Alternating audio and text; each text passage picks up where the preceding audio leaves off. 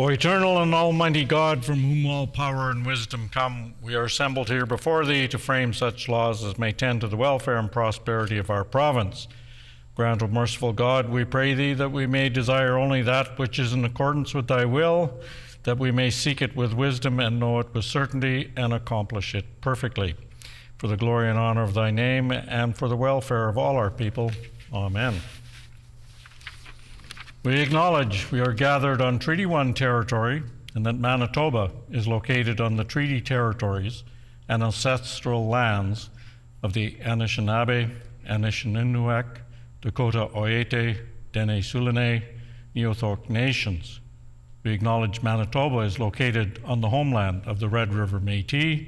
We acknowledge northern Manitoba includes lands that were and are the ancestral lands of the Inuit. We respect the spirit and intent of treaties and treaty making and remain committed to working in partnership with First Nations, Inuit, and Métis people in the spirit of truth, reconciliation, and collaboration. Please be seated. Routine proceedings. Introduction of bills. The Honourable Minister of Economic Development, Investment, Trade, and Natural Resources. I move, seconded by the Minister of Sport, Culture, and Heritage, that Bill 31, the Captured Carbon Storage Act, be now read a first time.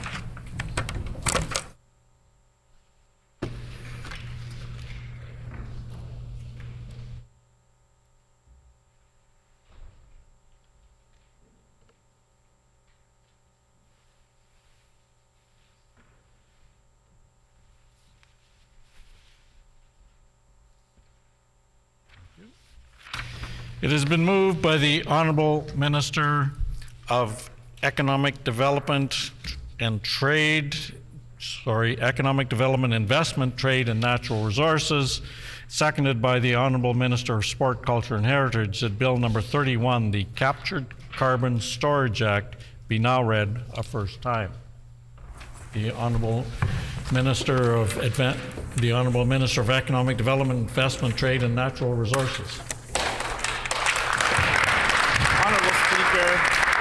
It gives me great pleasure to introduce Bill 31, the Captured Carbon Storage Act.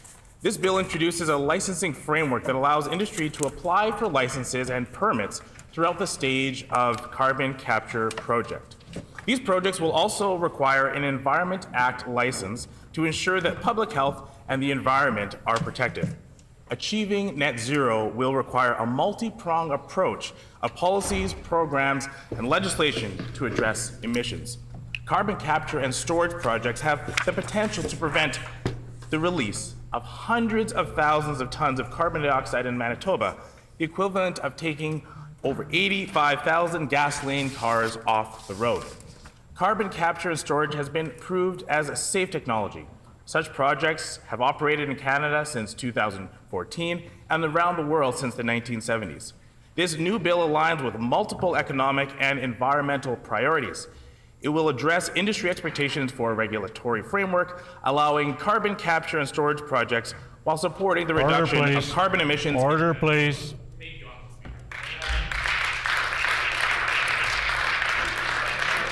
Order, please. I just remind the minister that when the speaker stands, it's time to quit speaking.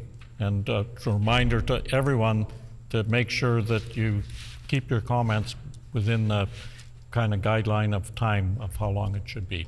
Thank you. Committee reports. Is it the pleasure of the House to adopt the motion?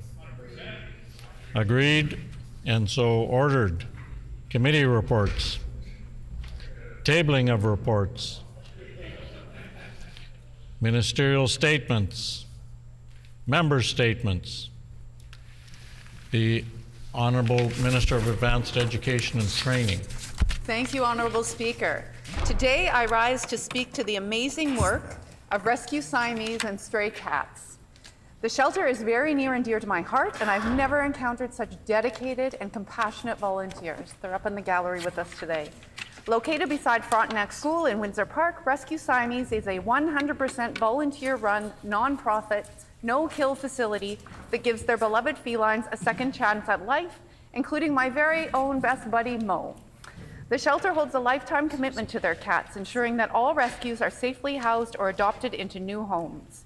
Their adoption program ensures adopters are matched with the right cat based on personality and living situations, and their foster program provides an opportunity to learn about the cat's personality first and later match that cat with a home they can thrive in. Their feral trap, sterilize, and release program cares for strays and places them in new homes, and the Funny Faces program is designed with the effects of feline immunodeficiency virus in mind. It provides funding to help treat FIV-positive cats and place them in homes that can accommodate their special medical needs. Rescue Siamese runs on community support through online auctions, wine, and cash raffles, Christmas parties, and pet expos. On May 26th, Rescue Siamese will be hosting a spring event in their parking lot with a bake sale, vendors, silent auctions, and adorable adoptable cats. I highly encourage my colleagues to attend this exciting event. I invite all members to join me in thanking Director Krista Kruger, who founded Rescue Siamese in 1996, co-director Tara Mikulishin, and all of the incredible, passionate volunteers who've made it possible for Rescue Siamese and stray cats to home thousands of cats in Manitoba and around the country.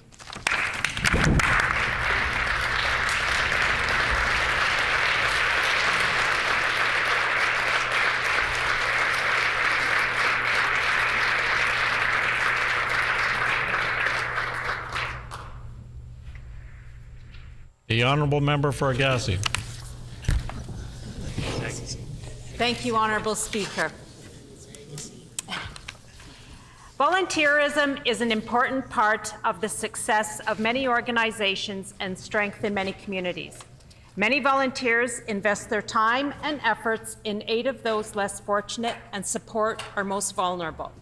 I recently met with one individual who is passionate about helping those in need.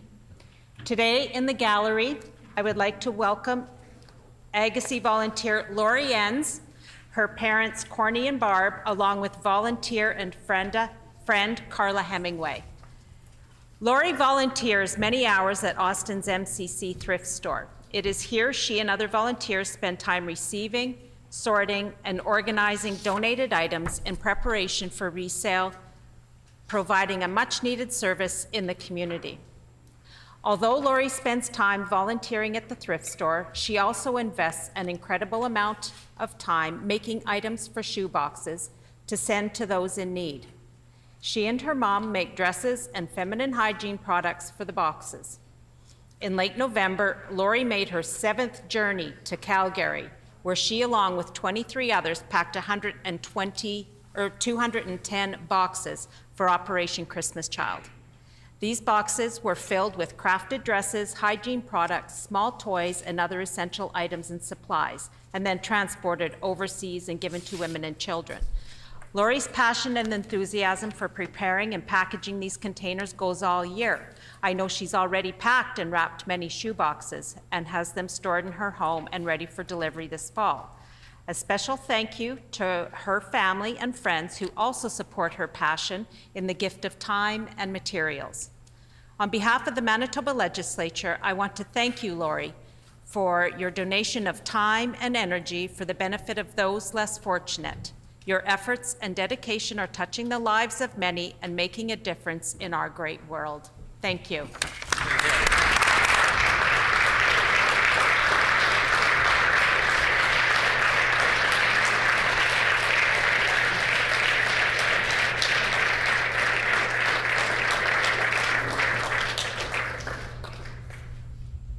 The Honourable Member for Kildonan River East.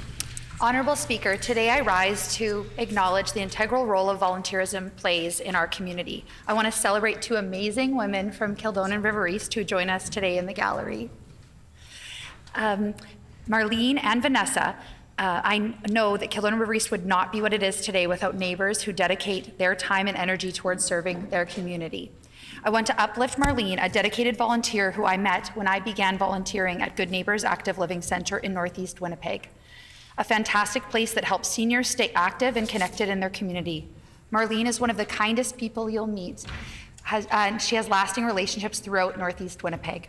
Her contagious spirit and smile have welcomed so many people into Good Neighbors and encouraged them to keep coming back.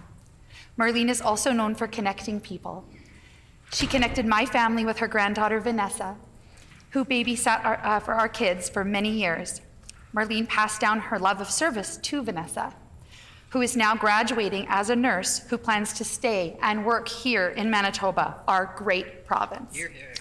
I am so thankful to Marlene, as she is one of many folks in our community who exemplify the power of working together, dedicating your time to a cause, and spreading kindness wherever you go.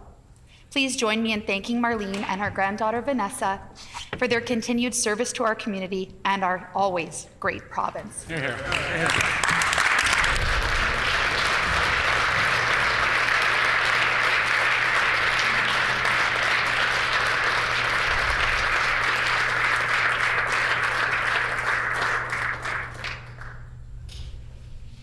The honourable member for Roblin. It is indeed an honor to rise today to recognize the Headingley Fire Department's Run for Wishes.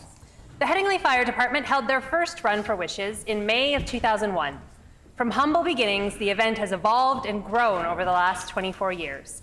They now host hundreds of runners and walkers and are now supported by over 40 sponsors. They are currently raising about $20,000 a year for a number of great causes in our community. In 2023, the funds raised went to support the Children's Rehabilitation Foundation and the West Grove Family Resource Center. Additionally, the Run partnered with the Charleswood Youth Soccer Association's mini soccer program to provide recreational soccer for approximately 36 youth in need, free of charge. The Headingley Fire Department Run for Wishes is a sanctioned 5-kilometer run, part of the Manitoba Runners Association Run series that uses professional chip timing, and a 3-kilometer walk. In the beautiful constituency of Roblin, the scenic route takes you over and along the Assiniboine River and through residential South Headingley. It starts and finishes at the Headingley Fire Department, and the event is followed by an awards ceremony, prizes, and activities for the kids. This event is perfect for everyone, from the elite runner to the casual walker and everyone in between. I participated in the run last year with my entire family, and I look forward to doing the same this year. This year's event will take place Saturday, May 25th, and proceeds raised will again go toward the Children's Rehabilitation Foundation and the West Grove Family Resource Center. Both initiatives work to better the lives of children in our broader community. I would like to recognize Glenn Reimer and Doug Hansen, founders of the Run for Wishes, as well as Josh Malvena, current race director, and all those involved with the Headingley Fire Department's Run for Wishes on all of the good work they have done and continue to do in the great constituency of Roblin. Thank you.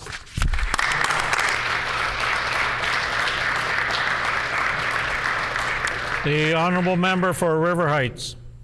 Honourable Speaker, I rise today in celebration of longtime River Heights resident Kenneth Strathmore, who was recently elected into the North American Indigenous Athletics Hall of Fame. Born in 1910 and a citizen of the Papikassis Cree Nation, Mr. Moore was Canada's first First Nations athlete to win an Olympic gold medal. A natural athlete, he excelled at every sport he played, but was most passionate about hockey.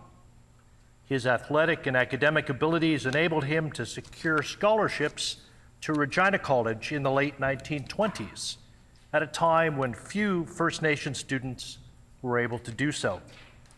There he captained the hockey and rugby teams, played baseball and basketball, and was described as the most versatile athlete at the college. Moore became a Canadian junior hockey champion in 1930 with the Regina Pats, scoring the Memorial Cup winning goal with 40 seconds remaining in the game. In 1932, he represented Canada at the Winter Olympics in Lake Placid, where he won his gold medal. Later in his career, he would add 2 Allen Cups to his championship resume. Honourable Speaker, today Mr. Moore's achievements would be exceptional. A century ago, in the face of poverty and prejudice, they're nothing short of extraordinary. On his retirement, a Winnipeg newspaper noted, It is doubtful if any other athlete in Canada has a record that will stand up to that of Moore's. In his retirement, he gave back to the community, coaching 3 different teams to championship titles, and sat on the board of the Manitoba Hockey Association. Mr. Moore is also a member of the Saskatchewan Sports Hall of Fame, the British Columbia Sports Hall of Fame, and the Manitoba Hockey Hall of Fame. Honorable Speaker, I'm pleased... Order, please. The member's time has expired. Does the member have leave to finish his statement? Leave has been granted. The honourable member for River Heights. Honorable Speaker, I'm very pleased that Mr. Moore's granddaughters, Jennifer and Alexandra Rattray, are with us in the gallery today, as is his gold medal. And I ask the members of the Chamber to rise and celebrate the accomplishments of a great athlete and a great Manitoban.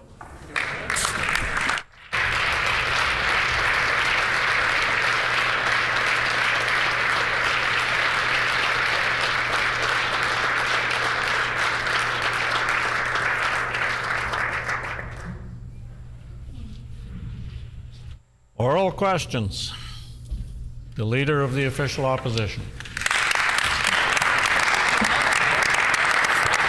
Honourable Speaker, trying to keep up with this, Premier and his position on the carbon tax has Manitoba's heads spinning. It's unclear, but based on recent news reports, the Premier wants out of the federal backstop.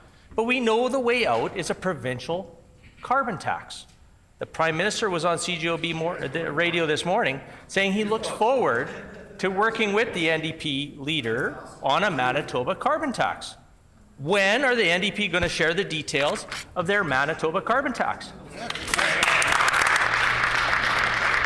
The Honourable First Minister. The only Manitoba carbon tax that has ever existed is the one that the PCs ran on twice, including the member opposite, who voted for it twice. Shame. You know who stopped that from being implemented? It was us. That's right. The Manitoba NDP. That's right.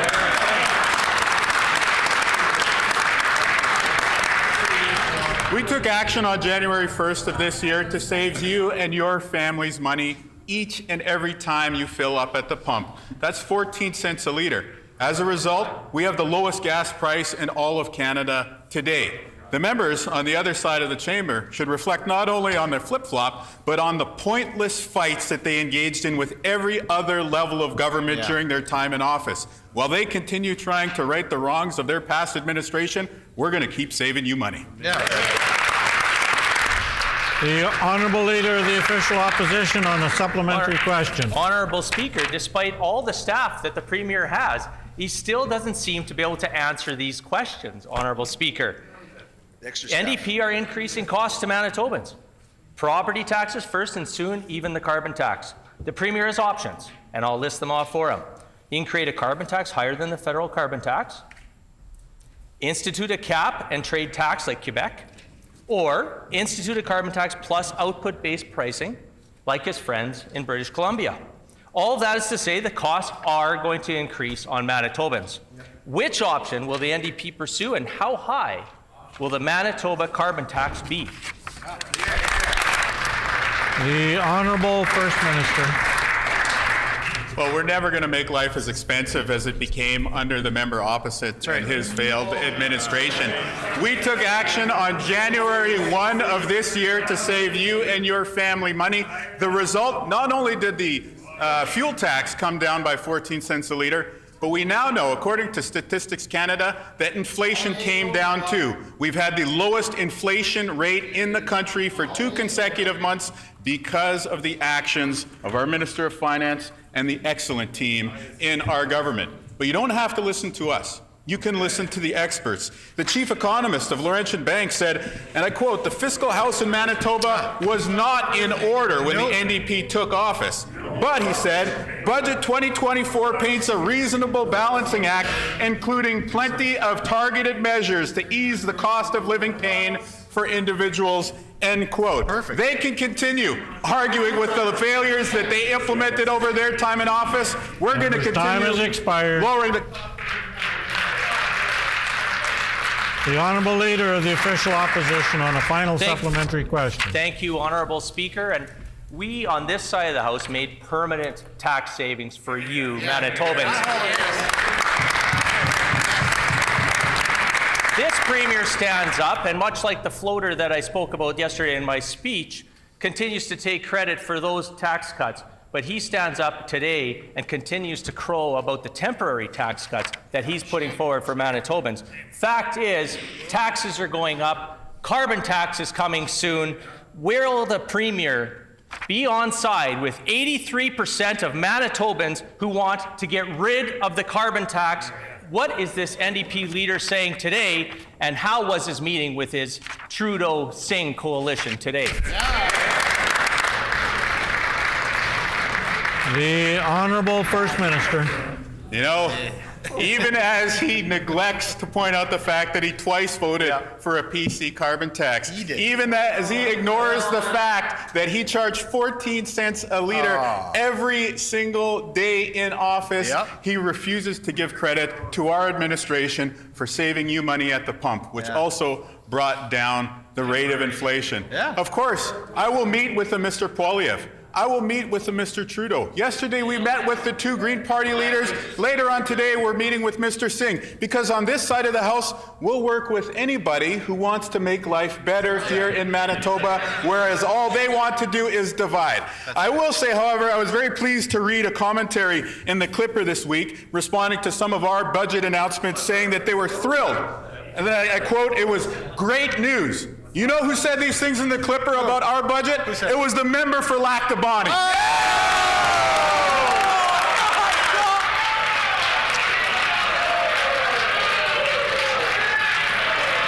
Order. Order.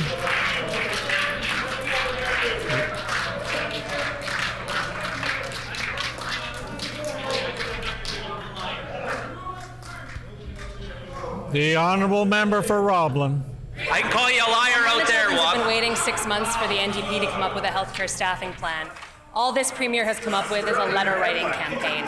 The Premier was on CBC Radio saying all it will take to attract nurses and doctors to Manitoba is the thought of affording a cottage. Meanwhile, his finance minister is implementing tax hikes that will increase the cost of housing, renting, and cottage ownership. We are not just competing with Vancouver for healthcare workers. We're competing with Alberta and Saskatchewan, where taxes are lower and healthcare workers can keep more of their paychecks. Why is the NDP destroying Manitoba's competitive advantage with higher taxes and more expensive housing? The Honourable First Minister. I recognize that the members opposite have a very difficult job, considering the amazing budget that our finance minister brought in this week. And the job is made even more difficult given the fact that their leader said he's thrilled, and that our budget announcement are, quote, great news. Wow. But even though they have that difficult job to plow ahead with in opposition, I would say they don't need to resort to the over-the-top rhetoric about destroying anything. The fact is, we have a great quality of life here in Manitoba. It's amazing that people in Manitoba, whether you're the nurse, the physician, the healthcare professional, that you can still afford to own your own home here and buy a cottage. These are real competitive advantages that we're advancing with our $1,500 homeowners tax credit and cutting the fuel tax. If you want to look at competitive advantage between the provinces, look at the price of gas between us, Saskatchewan, Alberta, Ontario, anyone right now. The lowest cost of living, it's right here in Manitoba. The Honourable Member for Roblin on a supplementary question. The cost of living crisis is only getting worse with Budget 2024. Higher taxes, increased costs of rent and housing, and now a doctor's tax. Changes to the basic personal amount leave Manitoba as the least attractive province for in-demand physicians in Canada. Thanks to the NDP, doctors' property taxes will shoot up, their income taxes will shoot up, and the NDP's offered no incentives to try and keep them here. The Premier is supposed to attract doctors here, not drive them out by taxing them to the hilt. Why is the NDP bringing in tax changes that will chase physicians out of Manitoba? The Honourable First Minister. You know, the number one thing that determines whether a physician is going to work in a jurisdiction is whether there's good quality health care.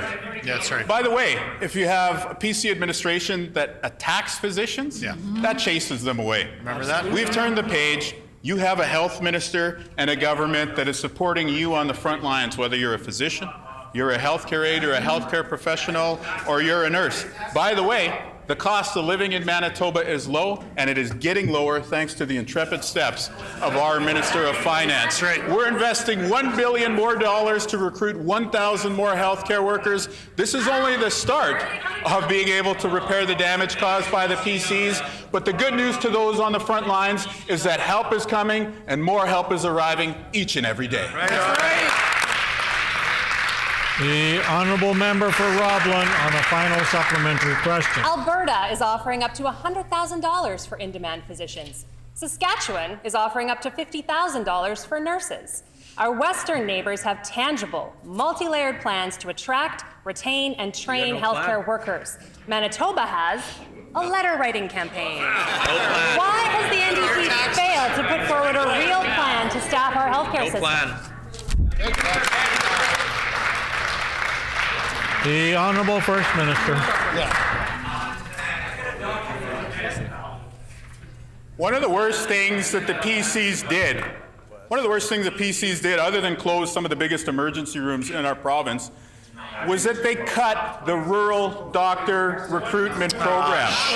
Now, what happened as a result of the PCs cutting the rural doctor recruitment fund is that not only did you see the situation of closures in rural Manitoba get exacerbated, made worse and worse each and every day, each and every summer. And I recognize a member for Turtle Mountain who's screaming in his chair because many of those closures are in his own constituency. But the other impact is that municipalities have had to step up to pick up the slack. But do you know what our plan is in Budget 2024? We're restoring the cuts that they made to the Rural Doctor Recruitment Fund. That's going to bring more physicians to rural Manitoba. That's going to help more local communities. And it's one more tangible step. Time has expired.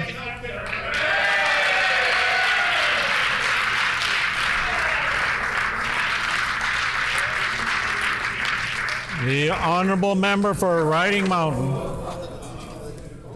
Thank you, Honourable Speaker. The budget Days in a row you couldn't get up to answer your own question. The budget revealed the Minister of Environment and Climate Change has been unwilling to advocate for Manitoba parks at the cabinet table. That is unfortunate, and we all lose. Our PC government established the $220 million Manitoba Provincial Parks Infrastructural Renewal Strategy to expand and revitalize our parks. I table a budget document showing that the park's capital budget has been cut in half. Why is this minister cutting capital improvements in our provincial parks? Good. The Honourable Minister of Environment, Climate Change and Efficiency, Manitoba. Thank you, Honourable Speaker. Manitoba parks are an essential part of the fabric of life here in Manitoba. They're something that Manitobans and their families love to enjoy. They're something that my own family loves to enjoy. I spent my childhood camping and hiking through Manitoba parks, and it's something that I enjoy doing with my own family. We are investing in Manitoba parks after years of cuts from the opposition, and I look forward to sharing more about our investments in Manitoba parks. The honourable member for Riding Mountain on a supplementary question. It's obvious this government doesn't value parks, the experiences they provide, or the tourism dollars they bring to the province. I table a document showing 12 proposed projects for this year, including campsite electrification in Hecla Grindstone, yurt expansion in Duck Mountain, and campsite upgrades in Birds Hill. Will this minister tell Manitobans today which of these 12 projects will be cut? Good question. The Honourable Minister of Environment and Climate Change. Thank you, Honourable Speaker, and I thank the member opposite for giving me the opportunity again to talk about a jewel in our province, Manitoba Parks, something that absolutely contributes to tourism here in our province. The Minister of Sports, Culture, Heritage and Tourism knows this, and we have worked very closely on a parks plan. I'm very excited. There are many exciting projects actually in our budget, if the member had taken the time to read it, to expand on Manitoba Parks. And unlike the member opposite, we will always keep Manitoba Parks public and we will never privatize.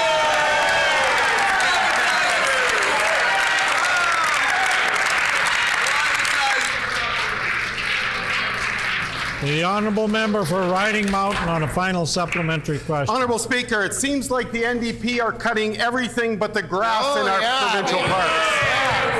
Manitobans love their provincial parks. Short and long-term investments to infrastructure will increase park capacity, develop more trails and boat launches, and enhance climate resiliency and environmental protection with water and wastewater upgrades. Will this minister commit today to reversing her 50% cut to capital expenditures in Manitoba parks? Yes or no? Good question. The Honourable Minister, Environment and Climate Change. Thank you, Honourable Speaker. I just have to point out the richness of the question. The member opposite and his government slashed the Parks Department. Our Parks Department has been left. I am so proud of the people that work in our public service in parks. They do a fantastic job despite the cuts of 7 years of the previous government. Our government is absolutely, we have actually added new positions if the member had taken the time to read our budget. And another thing that I'm really proud of and I would like to highlight is the Seal River Watershed Alliance MOU that we signed that the member opposite failed to do.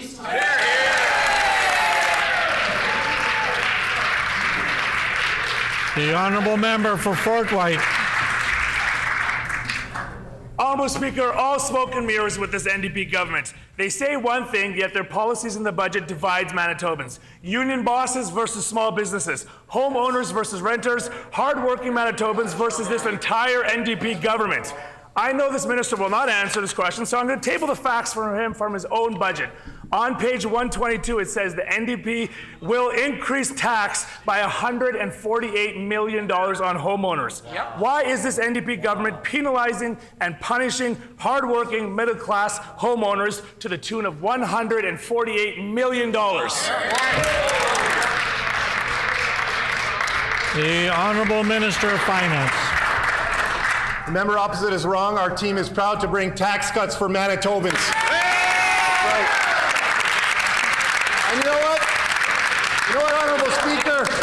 The reviews are rolling in about our work to make life more affordable for Manitobans. Let me read for the member opposite some of the quotes that are coming in. From the Canadian Taxpayers Federation, this gas tax cut extension means more savings for families when they need it most. It's great to see the government listen to Manitoba taxpayers and help them by making life more affordable.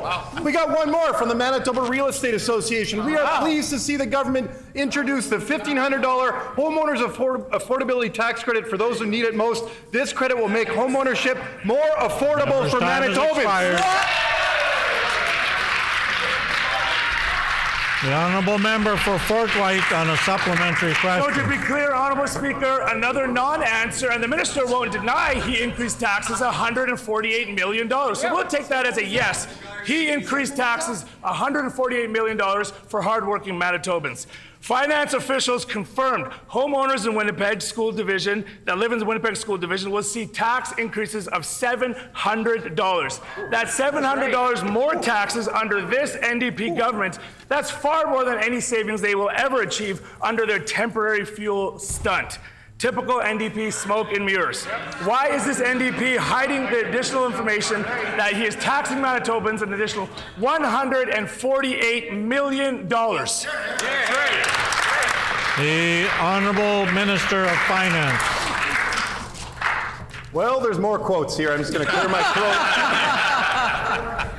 Another one from the Manitoba Real Estate Association. I think it's a great thing for the average homeowner in Manitoba. Great for first-time buyers. They're going to benefit more under this change. At a time where Manitobans are looking for more affordability, more opportunity to make ends meet, this is a really great initiative that really enshrines the needs of homeowners around the education property tax. Wow. One more, just in case the member wasn't listening. This one is from the Canadian Federation of Independent Business. We appreciate the Manitoba government's efforts in taking forward-thinking approach to make life more affordable for citizens. That's the work being done by our government. We're going to keep making life more affordable, and the members opposite are going to keep barking, but they know that we're making life more affordable.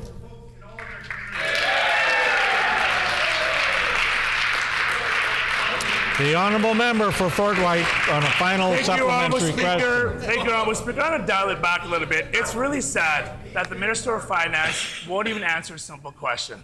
All the heckling aside, he won't even answer. On page 122, it says he's increasing taxes $148 million. He'll just read quotes over and over again, and that's really sad. The Professional Properties Association said that under this budget, renters will pay more money. If the government takes away rebates, we will have to raise rent to cover this significant increase in our operating expenses. I table that today. This is a real question. These are real concerns from renters in Manitoba. Why is the minister increasing taxes to Manitobans $148 million and making it harder for renters in Manitoba? The Honourable Minister of Finance. Again, the member opposite is wrong. We're making life more affordable for Manitobans, and I don't know if you noticed, but I got a long list in my hand I'm about to start reading from. Let's get to Here we go. I'm going to start after the ones that I stopped reading yesterday. The next one. Increasing the renter's tax credit. Yay! Free prescription birth control. $10 a day child care. $300 security system rebate. $4,000 rebate for new EVs. $2,500 rebate for used EVs. That's for Honourable Speaker.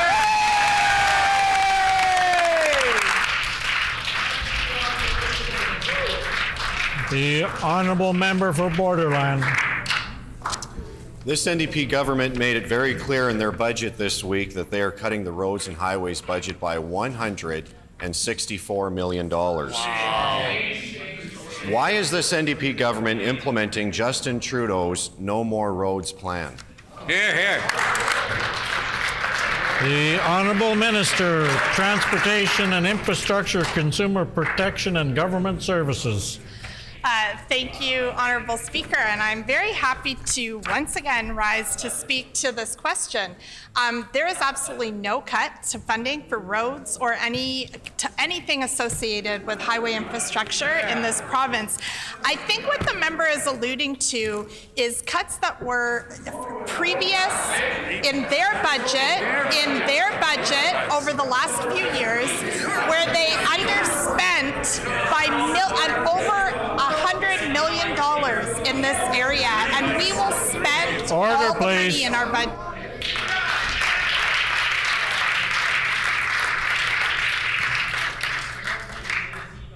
Order, please. I would ask all members to kind of tone it down a little. It's getting awfully loud. I realize that debate is important. We can have differing opinions, but let's just keep it somewhat respectful so that everybody can hear the questions and the answers. We don't need to be screaming back and forth across the way. The honourable member for Borderland. 18th Street in Brandon, Highway 75, Highway 6, Kenniston Boulevard. While Manitobans play dodge the pothole, this NDP government is cutting road construction projects and sidelining repair crews. This NDP government expects Manitobans to believe that less is more. How can this minister cut the highways budget and expect that somehow more potholes will get fixed? Here, here. The Honourable Minister of Transportation and Infrastructure, Consumer Protection and Government Services. Thank you, Honourable Speaker. I'm happy to remind this House that Brandon's 18th Street was in the top 5 of CAA's worst roads for 2 straight years under the previous government. Yes. I will further remind anyone who drove to the Royal Winter Fair a couple of weeks ago that all the potholes had been filled on that stretch of our highway going through Brandon. The honourable member for Borderland on a final supplementary question. If this minister thinks that 18th Street in Brandon is fixed, perhaps she can talk to the residents in Brandon. And if this NDP government were serious about fixing potholes and upgrading our roads and highways, they wouldn't be slashing the roads budget by $164 million. No. Clearly, they don't have a plan for improving infrastructure Manitoba. We know that road construction projects will now have to be delayed or cancelled. Can the minister share that list with us today? Here, here. The Honourable Minister of Transportation and Infrastructure, Consumer Protection and Government Services. Honourable Speaker. Sorry, thank you, Honourable Speaker. Just to be clear, you asked about the Honourable Member on the other side of the House asked about potholes. I said the potholes were fixed. In terms of a long-term fix for that particular stretch of highway, we are in constant conversation with the municipality of Brandon, and they fully understand that when their work is done that has to go under that street, we can commence our work to do the final and the new paving of that stretch of highway. And that's understood by the municipality. I'm sorry it's not understood by the members across the aisle. I also want to remind the members across the aisle that in 2022-23 they lapsed their budget by $164 million. We're going to spend every dime that we commit to this budget.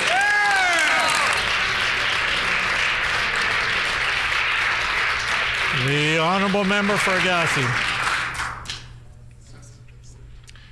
Honourable Speaker, I am joined today in the gallery by a group of Manitobans who have been trying to get the Minister of Labour's attention and have been met with only apathy and disregard. I met with Yatin and others earlier today and committed to bringing their concerns forward because this minister will not get away with ignoring these Manitobans. Can the Minister of Labour and Immigration explain why she refuses to prioritize MP nominations from applicants up against the clock of an expiring work permit? The Honourable Minister of Advanced Education and Training. Thank you, Honourable Speaker. Order. Order. Order. Order. Order. People are trying my patience today. It's probably not a very good idea. The Honourable Minister of Advanced Education and Training. Thank you again, Honourable Speaker. Immigration is essential to meeting our long-term vision of what we want for our province. We know that it's key for economic growth. We also know that it's essential for building strong communities and strong community ties. On this side of the House, we are entirely dedicated to building bridges and helping to strengthen our communities. I thank the Honourable Member for the question. The Honourable Member for Agassiz on a supplementary question. Another non-answer. Our PC team won the largest increase in provincial nominee allocations ever from the federal government. Yep. We left this NDP in a position to welcome in more Manitobans and to give peace of mind to those that have gathered in the gallery here today and the many more who have applications in the queue. Yep. Instead, this minister is playing games with their future. Will the minister turn to these Manitobans today and commit to specific draws that meet the labour needs of Manitoba? Will she commit?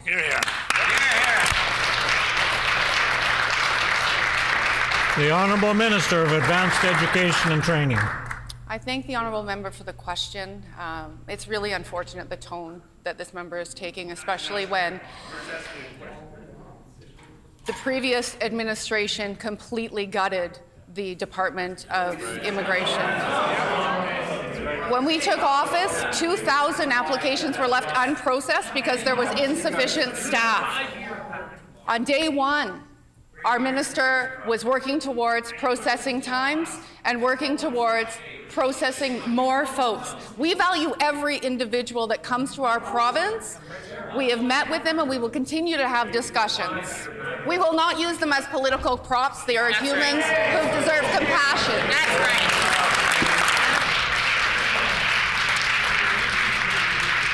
The Honourable Member for Agassiz on a final supplementary question. These are Manitobans that are already here, growing our province and our economy. They are established here, are contributing members of our communities. Many volunteer their time. The minister has often blamed staffing for the fact the application backlog has only grown under the NDP's watch. There are no meaningful staffing increases in this budget.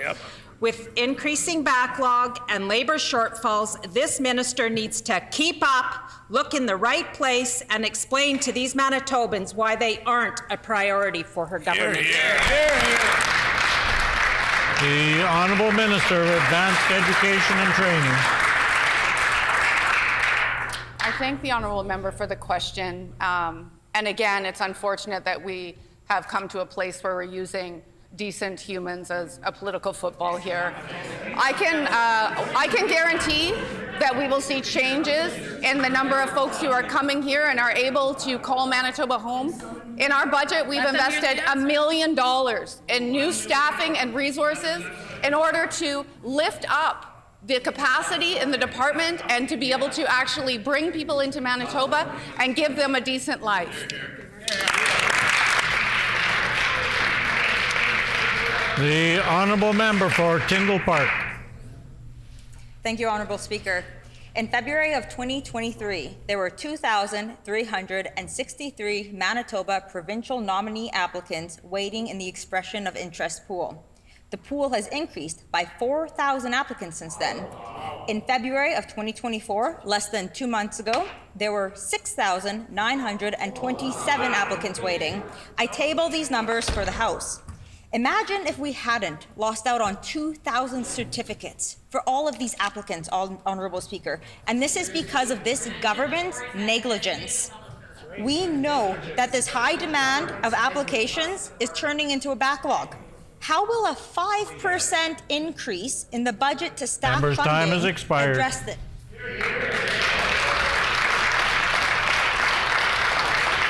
The Honourable Minister of Advanced Education and Training. I thank the honourable member for the question, and I agree. We agree on a number of things. I agree that having folks wait is really unfortunate. It's not what we want to be doing here. You can thank the folks on the other side of the House for the incredible backlog, and I'd also invite you to talk to your federal cousins about the challenges that have been created in immigration with the attacks that they have made on folks coming here. The Honourable Member for Tyndall Park on a supplementary question. Thank you, Honourable Speaker. This government has to stop deflecting and blaming. It is their responsibility. They have it in their power right now to keep the thousands of immigrants here in Manitoba, and they are choosing not to. And we see this in the Yukon. The Yukon seems to understand the issue, Honourable Speaker. They are prioritizing certificates for individuals whose permits are expiring, and I table this for the minister's knowledge. So let's learn from them, Honourable Speaker. Will our minister take initiative and do the same? Will she commit today to prioritizing provincial nominee applicants whose post-grad work permits are expiring? The Honourable Minister of Advanced Education and Training. Thank you, Honourable Speaker, for the question. You know, it's clear by looking around our caucus that we value diversity. A number of my colleagues have family members who are here or who are interested in coming, who want to come. There are a number of challenges right now that I can say are largely due to the short funding and under-resourcing of the immigration program here. I'm so sorry, I have a hard time talking when multiple people are speaking at me. I'm going to get used to it. I know I'll get used to it. But I want to give the folks who are in the gallery the respect.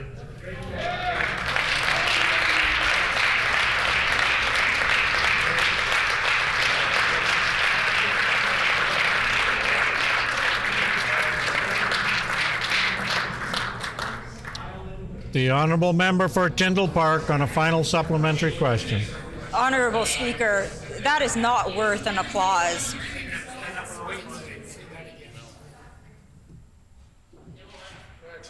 Honourable Speaker, that is despicable.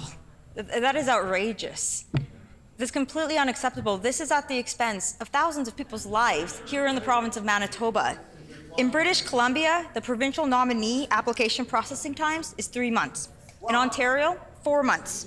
There was a time where here in Manitoba it was under 3 months, but now it's 9 to 12 months, Honourable Speaker. How long will it take for this government to get the program functioning where people are not being forced to leave our province?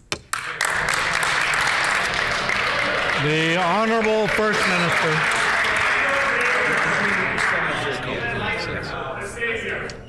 I have a question for the members opposite, including... No, I have a question for the members opposite and for the independent member.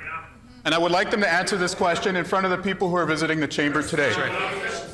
Who canceled the international student postgraduate work permits? Who took that decision? It was the federal government that canceled those work permits. Who cut staffing within the provincial nominee program? It was the former Progressive Conservative government. Our government is stepping up to work with the feds. We're investing $1 million in new staffing resources in the provincial nominee program, and where messes have been created by other people's decisions, our team is going to work hard with the folks who are coming forward to exercise their democratic rights, and we're going to bring forward real solutions. Yeah, right on.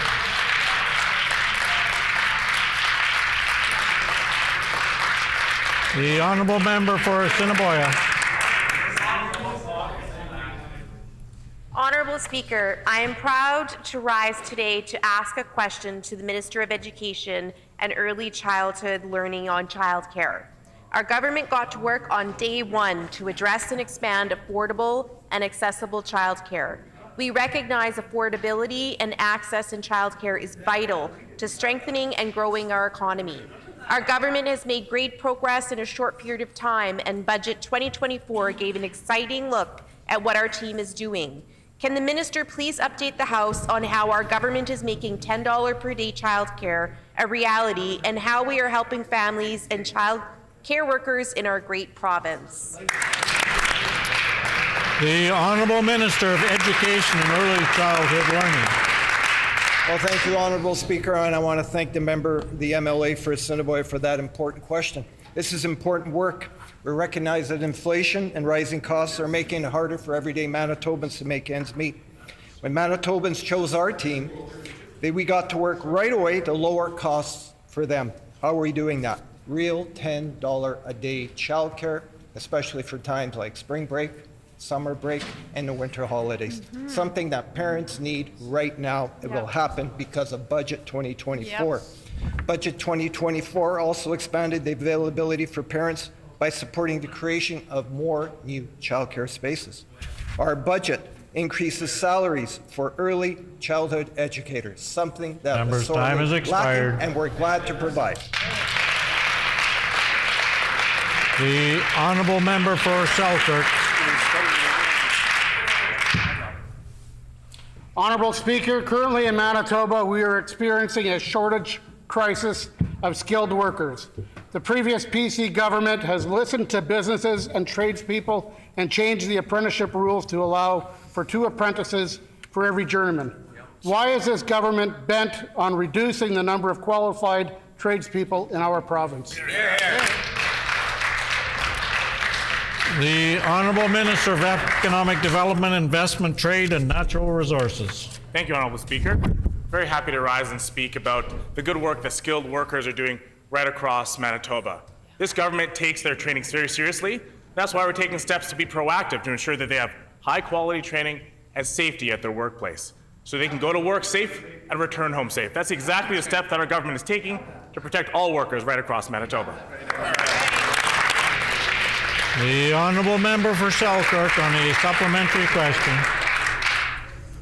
Honourable Speaker, as an individual that went through the apprenticeship program and then as an employer, I cannot believe we are going back in time.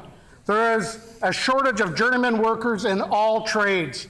Why is the NDP government not looking to the future to increase the number of journeymen and have determined to have employees wait for up to 5 years to begin their apprenticeship? The Honourable Minister of Economic Development, Investment, Trade and Natural Resources. Honourable Speaker, the member opposite's assertions are quite frankly just wrong. We are investing in more training seats for apprenticeships. Our budget 2024 allocates an additional $1.3 million to go to apprentice training seats. That's more skilled workers who are going to be working here in Manitoba. We want to have high quality training and safe training for workers right across Manitoba. That's our government priorities and something we'll deliver on every single day. The Honourable Member for Selkirk on a final supplementary question. Honourable Speaker, it's clear the NDP have no clue. Safety, course certification, CSAM, Safe Work Manitoba, all programs private businesses use to ensure the safety of their workers. Businesses will be forced to remove over 65% of their apprentices if this ratio changes. Why does this NDP government hate tradespeople and small business? And I table, for the record, the comments by Ron Humbley, the president of the Winnipeg Construction Association. The Honourable First Minister. I love tradespeople. I love the blue collar. That's why I cut the gas tax on January 1st of this year to save tradespeople money each and every day they go to work. I also made a promise to a woman by the name of Cindy Skanderberg. Her son was killed in an accident when he was apprenticing to be an electrician. She is the reason we had one-to-one. She asked me to bring it back, and I said, in order to prevent a tragedy like you lived through again, we will bring it back. I'm proud of our minister for bringing in that trade. This is not a partisan issue. Doug Ford in Ontario brought in one-to-one. So I'd like the member to stand up and show the letter he's sending to Doug Ford to criticize his one-to-one apprenticeship ratio in the province of Ontario. The time for question period has expired. Petitions. The Honourable Member for Tyndall Park. On a point of order, The Honourable Member for Tyndall Park on a point of order. Thank you, Honourable Speaker. Typically, the way that question period works is the opposition asks the government questions. This is what we have question period for, Honourable Speaker. Today in question period, and frankly, this government has been earning itself a pattern by asking us questions as opposition. And that's not the way, that's not what question period serves for, Honourable Speaker. Today, the Premier straightforward asked me less than 10 minutes ago a question. And so I would like to have the opportunity to answer it, Honourable Speaker. The Premier talks about immigration here in the province of Manitoba. And frankly, this government has a responsibility to immigrants Order, here please. in Manitoba, Honourable Order, Speaker. please. I would point out to the member for Tyndall Park that what she's doing is not a point of order.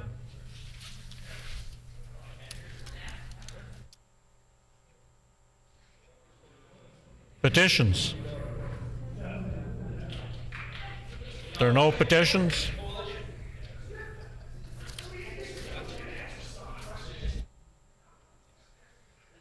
Orders of the day.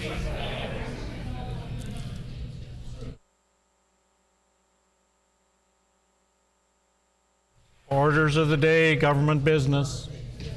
Oh, the official opposition House Leader. On House business?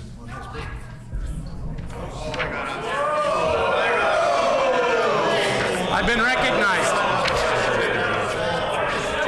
The Honourable Government House Leader has the floor. Announcing that the Order. members. Order. My light's still on. Order. I told you, you folks were trying my patience today.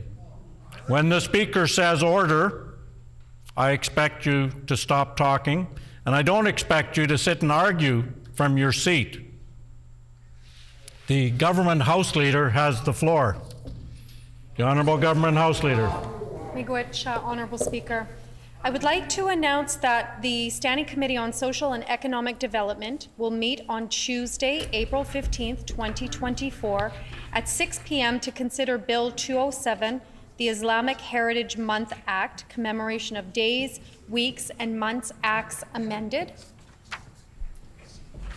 It has been announced by the Government House Leader that the Standing Committee on Social and Economic Development order. It has been announced that the Standing Committee on Social and Economic Development will meet on Tuesday, April 15, 2024 at 6 p.m. to consider Bill 207, the Islamic Heritage Month Act, commemoration of days, weeks, and months act amended. The Honourable Government House Leader. Thank you, Honourable Speaker. I would like to announce the Standing Committee on Social and Economic Development will meet on Tuesday, April 9th, 2024 at 6 p.m. to consider Bill 200, the Firefighters Recognition Day Act, commemoration of days, weeks, and months acts amended. It has been announced that the Standing Committee on Social and Economic Development will meet on Tuesday, April 9th, 2024 at 6 p.m. to consider Bill 200, the Firefighters Recognition Day Act, commemoration of days, weeks, and months act amended.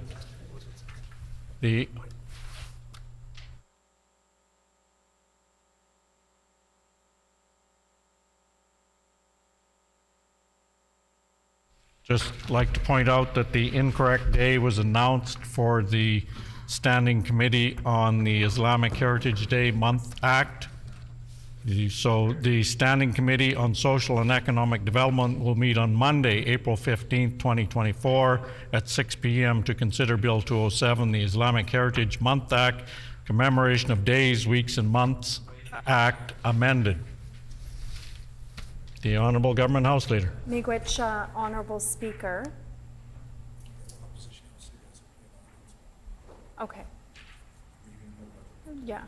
Before we proceed to orders of the day, the Honourable Opposition House Leader on House business. Thank you, Honourable Speaker. Pursuant to Rule 34.8, I'm announcing that the private member's resolution to be considered on the next Thursday at private member's business will be one put forward by the Honourable Member for Midland. The title of the resolution is Calling on the Provincial Government to Prioritize and Protect Children in Care and Commit to a Public Inquiry. It has been announced that pursuant to Rule 34(8) that the private member's resolution to be considered on the next Thursday of private member's business will be the one put forward by the Honourable Member for Midland. The title of the resolution is Calling on the Provincial Government to Prioritize and Protect Children in Care and Commit to a Public Inquiry. The Honourable Government House Leader.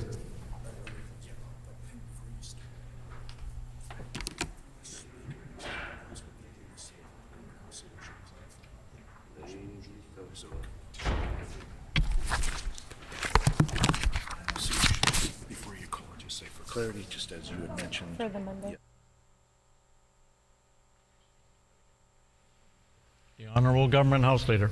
Which, Honourable Speaker, I apologize. I just want to make sure for clarity that the Standing Committee on Social and Economic Development will meet on Monday, April 15th, 2024 at 6 p.m. to consider Bill 207, the Islamic Heritage Month Act, commemoration of days, weeks, and months act amended. It has been clarified that the Standing Committee on Social and Economic Development will meet on Monday, April 15, 2024 at 6 p.m. to consider Bill 207, the Islamic Heritage Month Act, commemoration of days, weeks, and months act amended. The Honourable Government House Leader. Miigwech, Honourable Speaker, could you please call to resume debate on budget? We will now resume debate on the budget. The debate is standing in the name of the Honourable Member for Lagimodiere, who has 15 minutes remaining. Honourable Speaker. The Honourable Member for Lagimodiere.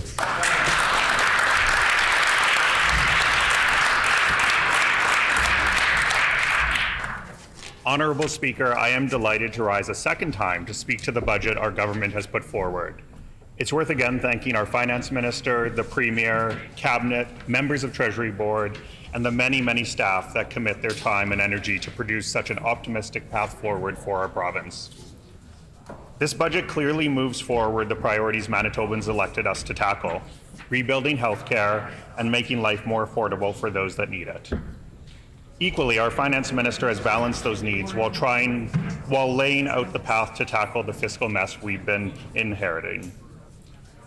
Honourable Speaker, I want to take a moment and celebrate the theme of our budget: one future, one people, one Manitoba. It's about focusing on the important things to move our province forward. We can disagree on smaller things. Just today, I learned a colleague who shall remain nameless hasn't listened to Cowboy Carter. Some people like Beyonce, some people like the Beatles, some people like Begonia. I think we'll be able to talk this through and rebuild an even stronger relationship. Ultimately, we can come together and address pressing issues Manitobans elected us to tackle. This budget is the tool to do just that. Whenever I talk with constituents from Lagimodiere, I emphasize my drive to address things upstream. How do we create those systems, make those investments, and set the stage for success for people early in life? Yesterday, I spoke about the investments of 2 schools in Sage Creek, a K-8 for the DSFM, and another for Louis Riel School Division. Ensuring youth have good, solid learning opportunities is an example of upstream work our government is doing. When these schools open, childcare centers will open alongside them. The importance of a continuum of learning opportunities is valued by our government, and I have to thank our ministers for ensuring this budget reflects that. I cannot properly express how important expanding access to childcare is for families. Just last week, I met with a parent who said she'd bring a couple others to our meeting, and we ended up with a group of 10 discussing how families rely on childcare. Childcare needs to be affordable, expanded to ensure accessibility, and value the labor and care put in by childcare workers. A frustration I've heard is how $10 a day childcare came with a huge asterisk from the previous government. I'm happy to see that our NDP budget is expanding this unfulfilled promise to include in-service days, spring break, and summer vacation. I regularly speak with families who are navigating wait lists and tough decisions. Families are stressed and making plans A, B, and C for the many contingencies in their life. Some have even shared they may have to quit their jobs in order to ensure their young ones have a place to be. Expanding access to quality childcare is important for communities and is a vital part of ensuring a stable workforce. Investments in childcare is another example of our government committing to upstream work. Honourable Speaker, I'd like to speak about the prenatal benefit. I'm thrilled to see this included in our budget. A doubling of the benefit will make it the most generous prenatal benefit in the country. Before I got elected, I worked with high school students, and occasionally we had students who became parents. I saw these young people on a steep learning curve, reprioritizing aspects of their lives, and taking on this huge responsibility. A prenatal benefit removes an element of the stress and uncertainty that comes with pregnancy. An ability to eat healthier during pregnancy leads to a healthier newborn.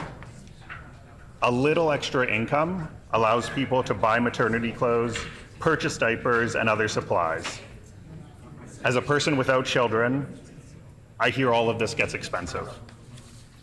This is a proven investment that pays off for children, families, and communities. Yet another example of upstream investments in Manitobans our government is making.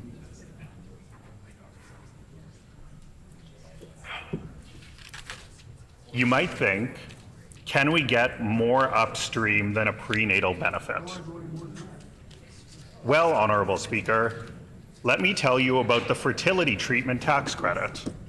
We're doubling it from $8,000 to $16,000. I know families that are trying so hard to expand their loving home. It's stressful physically and emotionally to pursue IVF, and our government is taking steps to remove that financial stress so that once families are successful, they can focus on caring and nurturing for their child. That's upstream investing our government is doing. Honourable Speaker, care is important across the age spectrum, and my constituents in Lagimodière are happy to see our government taking action to ensure seniors age with dignity. Personal care homes should be a place where elderly relatives find comfort, are cared for, and have all the supports they need to enjoy their golden years. Unfortunately, after years of disregard from governments, and despite the hard work of healthcare staff in the facilities, some families are hesitant to have family members move into personal care homes. I've had constituents share with me the ways they extend themselves, supporting their family members in an effort to allow them to age in place. Constituents are scared, frustrated, and tired.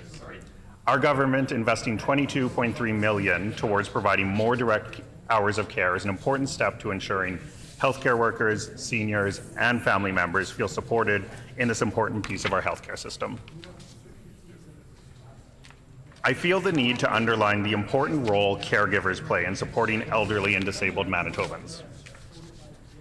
Retirements are taken early, hobbies are abandoned, relationships are strained, sleep is lost, and needs are put to the side to ensure family members are cared for.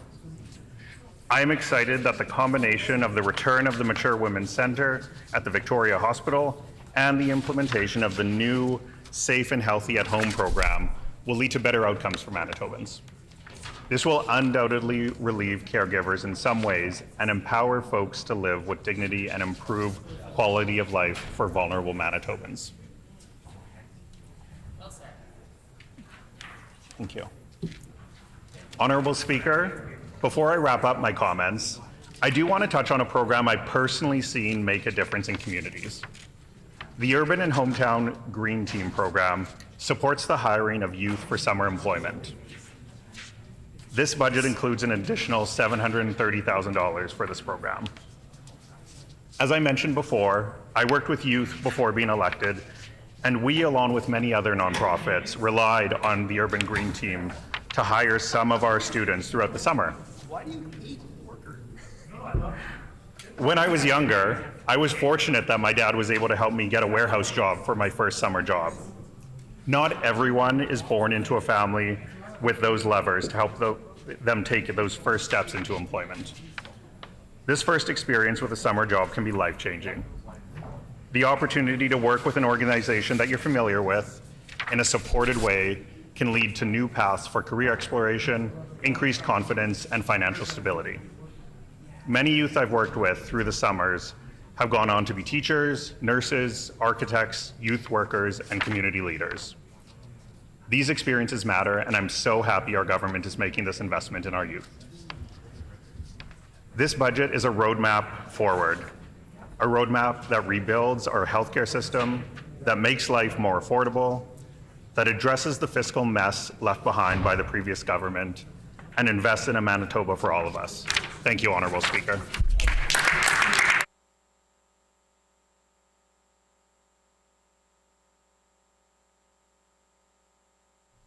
The Honourable Member for Fort White.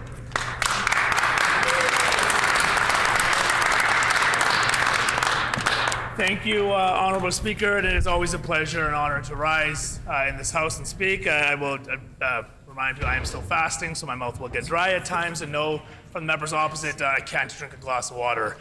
So I appreciate the gesture, but no. It is always an honor to stand and rise and speak. But however, today it is actually kind of embarrassing to rise and speak to this unbalanced, this performative, this smoke and mirror filled budget. I'm gonna have to remind the Premier and the Minister that they're no longer in music bands. They're no longer artists. They're no longer performers. There was a great article about the Minister of Finance's band, Jack Pine, and maybe after this failed budget, you can go back and join that band, because this budget is on the verge of bankrupting Manitoba. And I'm gonna get into the next 19 minutes and 13 seconds and explain why this budget is so awful. Manitobans want a plan, not a performance. It would do them well to remember on that side of the House that they serve all Manitobans. They tried to say that in their budget platform, and yet it's clear that they don't represent all Manitobans. They represent a small group of Manitobans, and those Manitobans are called union bosses. Not unions, unions bosses. And I want to be clear to the member opposite from Riel. Him and I were having a conversation earlier, and he says, what's wrong with unions? And I said, nothing. Unions are great. We love unions. We love union workers. The issue we have is when this Minister of Finance and this Premier and other ministers on this side come out and say, unions are the only way to go in this province. And why would they say that? They're union bosses. The union bosses are direct employees of this government. The union bosses are the ones that are making deals with them. The union bosses are at the cabinet table. And I'm going to get into how this reflects to the budget. Unions are fantastic. Union workers are hardworking Manitobans making a living. No one can argue with that. Every employee deserves rights of protection, safety, security, human resources, guaranteed jobs in a labor dispute. We're not talking about that. That is off the table. We agree that those are important, but so are the rest of Manitobans. So when they come forward with a budget for all Manitobans, it should be an asterisk and say only union leaders and members opposite this side of the House. It's made abundantly clear that the NDP do not care about the economy, small businesses, safer communities, or middle-class families. In this budget, the NDP want hard-working Manitobans, you at home, having dinner with your family, going to work every day, coming home, they want you to pay more money. $148 million more. Page 122 of the budget, the very top line will say, this government is taking home $148 million of your taxpayer dollars. Why? Because they want to make life harder for middle-class Manitobans. That is a fact. Page 122 of the budget. Manitobans aren't going to be fooled by this. The media might report what they want. We know which way the media leans. Their stakeholders will say what they want because they are in bed with the union leaders. But over time, Manitobans will see. When they open up that that letter that shows their education tax has gone up, and they can't argue the education tax has gone up under this government. They said they won't raise taxes. They raised education taxes up to 17% in some ridings. Who's going to pay for that, Honorable Speaker? Manitobans. Manitobans are going to pay for the tax raises under this government. Already 6 months, 2 tax raises, 2 major tax raises. They should be ashamed of that. They are making life more unaffordable. You can't argue with that. The education tax they raised, and now this home rebate of $1,500. This Premier talks ad nauseum at how the economic horse will pull the social cart. While under this NDP government, they have overloaded this social cart, and instead of a fleet of Budweiser Clydesdales needing to pull this social cart, they have downgraded to Eeyore the donkey from Winnie the Pooh. And Eeyore, and I love Eeyore, but that poor guy's still looking for his tail on how to attach that to the social cart that this government did. And you know what Eeyore says really well? Nothing to do. No hope of things getting better. Not under this NDP. Quote Eeyore. I added in under the NDP. Facts. No economic horse pulling this overloaded social cart. Eeyore the donkey with no tail. Poor guy. Manitobans were sold a bill of goods, and now they're stuck with that for the next 3.5 years. I mean, maybe they'll call it early and we can get them out in 3 years. That'd be fantastic. Manitobans are appreciative of that. Since the member opposites, they don't care about small businesses. They have no idea how to grow the economy. A bill of goods is not a good thing. It means you were sold something that has no value. That's what Manitobans were sold to this NDP government, and it's clear as day in this budget. They have overloaded the social cart, and they have no way of growing this economy. And you might say, well, hold on, some of those social programs, and yes, social programs are always needed. There always needs to be continued investment in that. How are you going to pay for that is the question, Honorable Speaker. You have to grow the economy. This budget has no balance, no impartiality, no discretion on needs and demands. It shows that this NDP government does not understand the real hardships of Manitobans, that they're only going to bend to the will of their union leaders. Families and small businesses are facing a time of crisis and need, and there is nothing in this budget that helps families or small businesses. Period. Nothing. It simply loads up the cart and it says, along with Eeyore, Manitobans, now it's your time to pull the cart. We're raising your education taxes. We're taking more money out of your pocket, $148 million out of your pocket. Now, Minister of Finance is sitting here, so it's fantastic that, my comment is absence. I apologize, Honorable Speaker. I was in reference, the Minister of Finance earlier today made a comment about a CFIB quote, and it's great that he made that in question period, because I'm going to finish that quote off for him. Smoke and mirrors. They like to read you half a quote, a portion of a quote, maybe 1 or 2 words of a quote. We know they've done that over times and times again. So let's read the quote. And what is a CFIB, Canadian Federation of Independent Businesses? 97,000 members. And I'll finish off the rest of that sentence since the Minister of Finance didn't want to finish it. The provincial budget was a missed opportunity to provide additional, meaningful cost relief for Manitoba's small businesses. We would have liked to see the province address more issues that continue to impact small businesses, such as red tape reduction, utility costs, and small businesses support. End quote. And Honorable Speaker, who said that?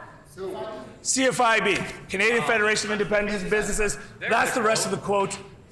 Proof, example from today, this minister is cherry picking the quotes he wants, just like this premier is, just like the NDP government is. Not very transparent at all to Manitobans. And further to that, not very transparent. I'm glad that we're talking about transparency. Well, we want to talk about increases in education tax and housing. And when we look at, where's that calculated from? What is the number based on with this home rebate? They're talking about $1,500 of a home rebate. If you look in the budget, Honorable Speaker, what numbers do they use? The low number from 2023 for the mill rate. Wow.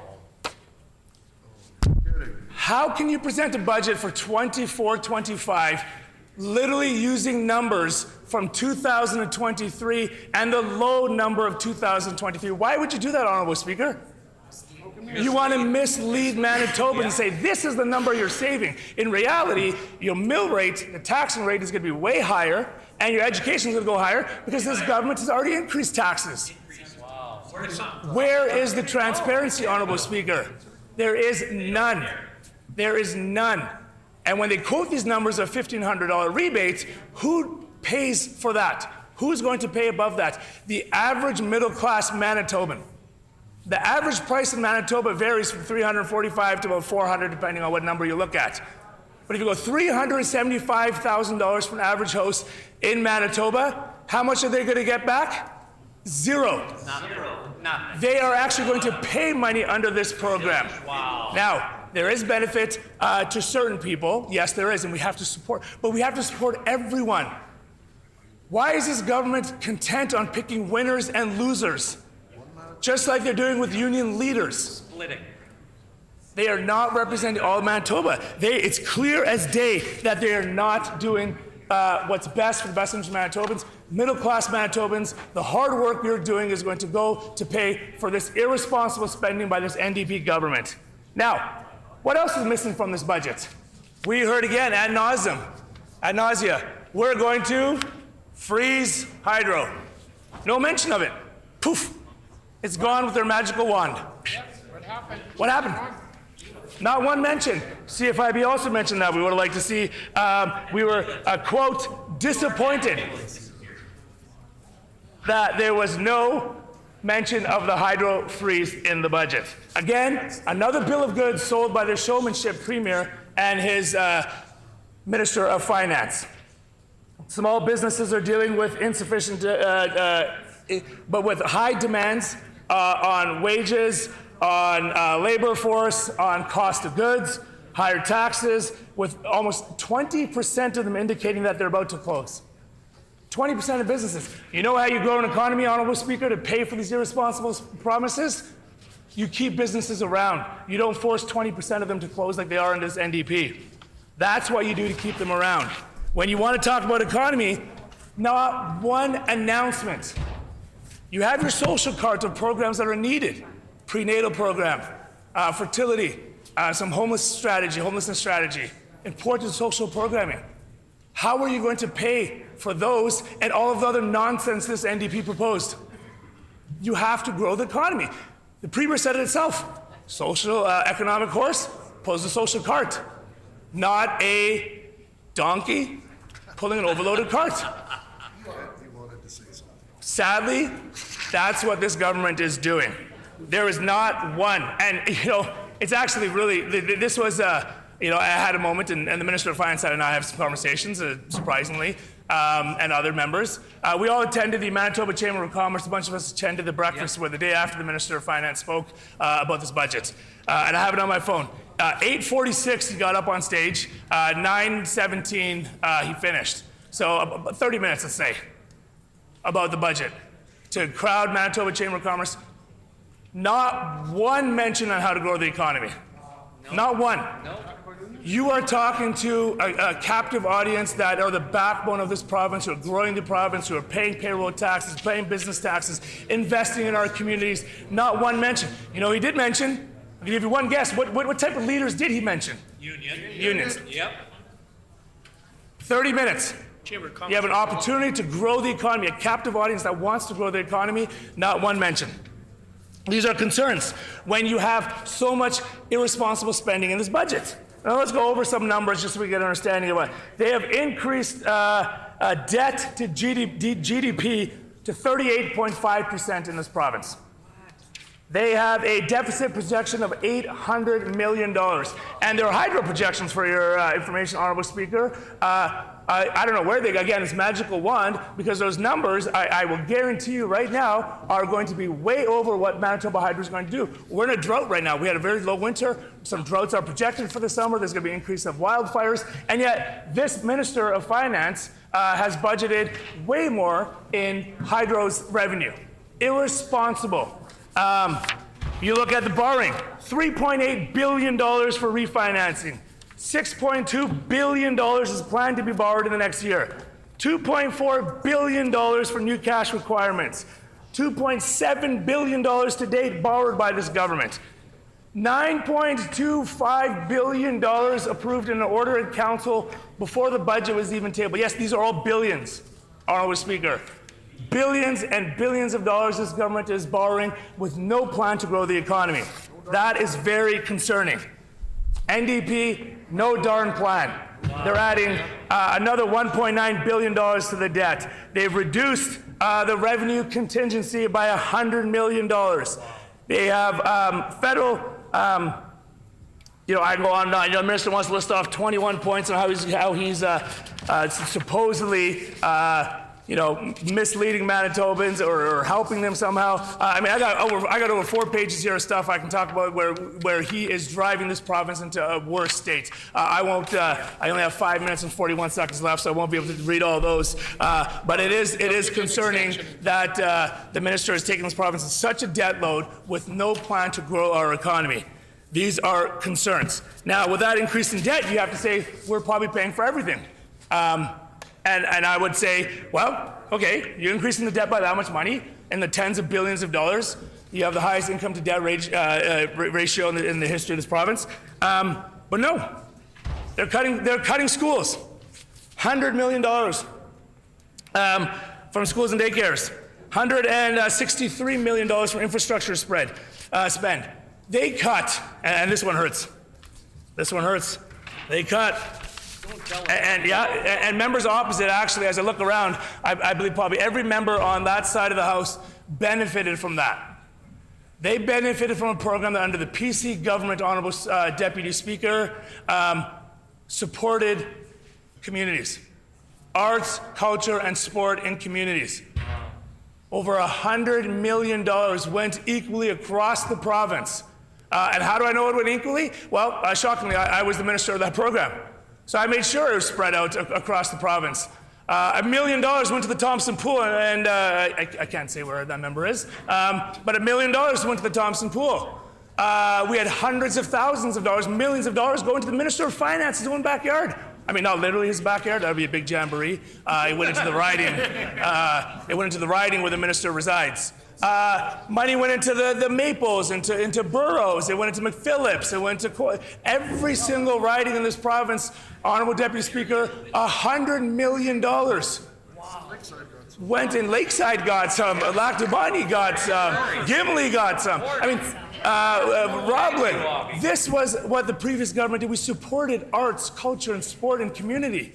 We all know it brings Manitobans together. Even across party lines, we can maybe get together and play a pickup game of basketball or hockey one day. Non-contact, of course, Honorable Deputy Speaker. This is what sports and arts do. They bring you. And what did they do? Honorable Speaker? Honorable Deputy Speaker, what did they do? I think you know the answer. I don't know if you're allowed to answer, but I'm going to answer it for you, Honorable Deputy Speaker. They cut it. They cut it. Wow. They cut Arts, Culture, and Sports and Community Fund, $100 million. The kids, that's kids. That's all about Honorable Deputy Speaker, there's some major concerns when a government is going to cut that. You want to talk about more quotes? I'm going to fly through here because we got 3 minutes left. The Association of Manitoba Municipalities, what did they say? Missed the mark for investments in public safety. The AMM was hoping to see a long-term predictable funding model, but instead we're left concerned and discouraged by the public safety basket.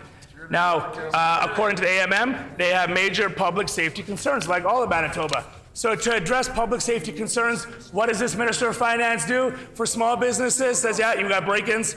We're going to give you a $300 rebate.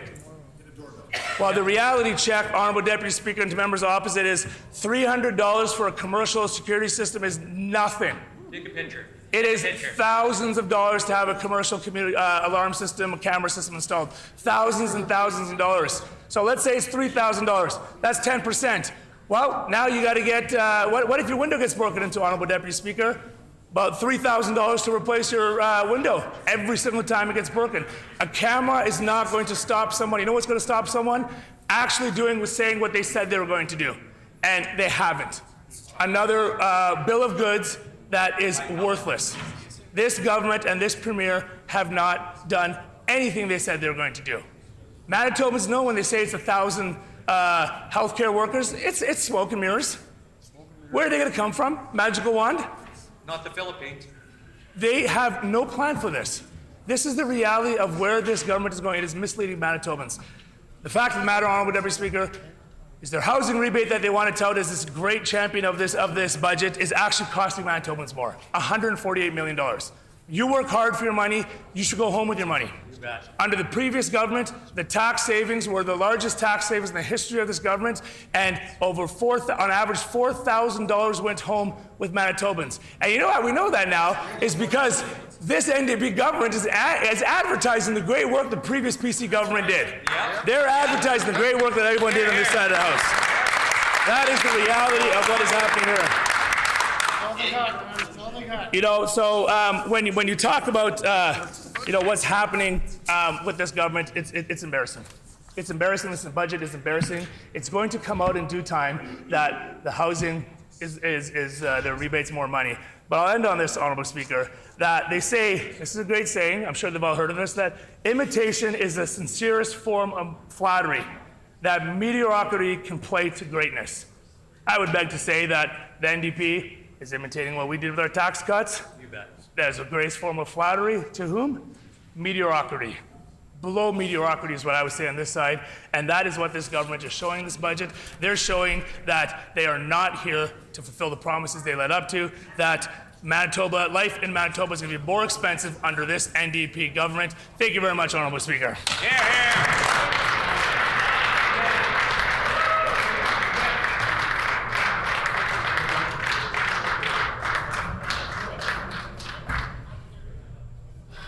The Minister of Advanced Education and Training. Thank you, Honorable Deputy Speaker. Holt Waters. I know that this year was quite difficult for folks in the civil service. There was a lot of unsettled sort of conversations, and they went through a lot of transition. So I'm also going to take a moment to thank the incredible staff in my own ministry who have navigated international student changes, who have navigated a whole host of issues. And I just want to take this moment to say thank you so much for all that you do for the people of Manitoba. We have your backs and look forward to continuing the relationship. Hear, hear. I want to speak first and foremost to the fantastic news for everybody in the province on a number of fronts, including the fact that this government has prioritized healthcare in a really meaningful way in this budget.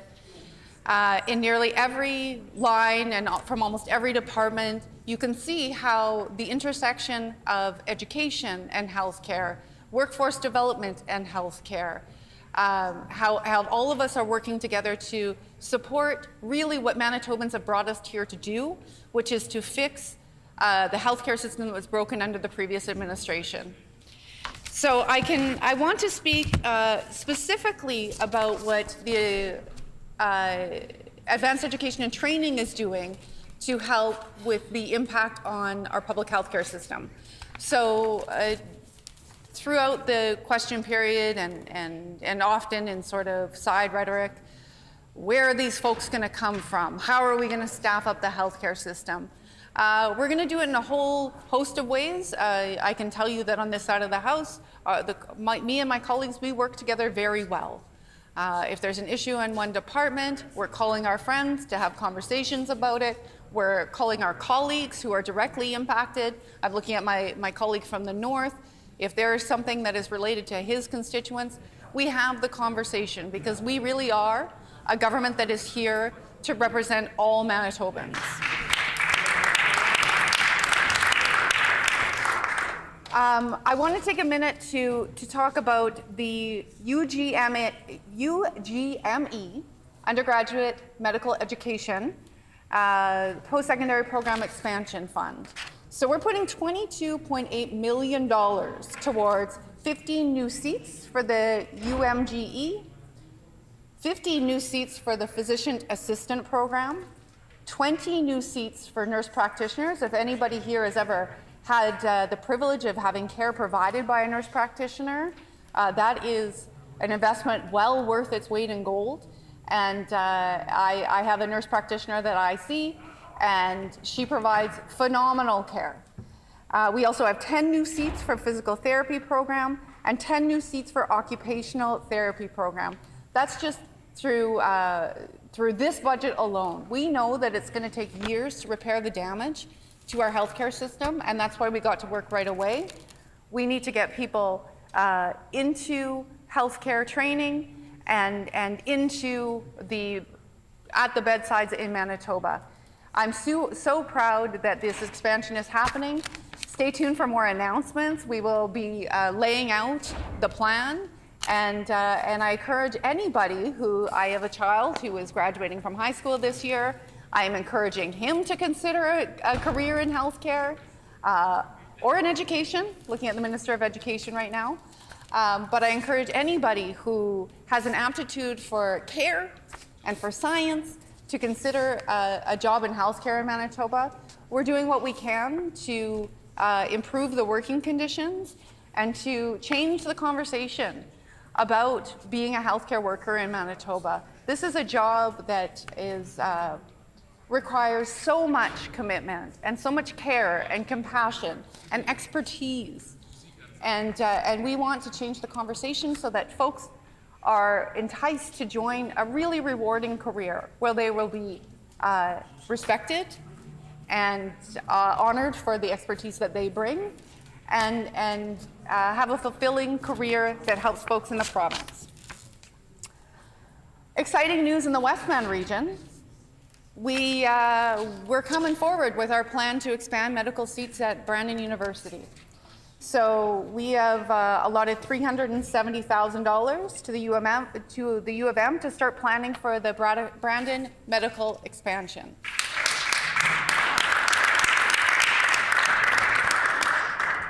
I'm a Brandon girl. I've said it many, many times, go Wheat Kings.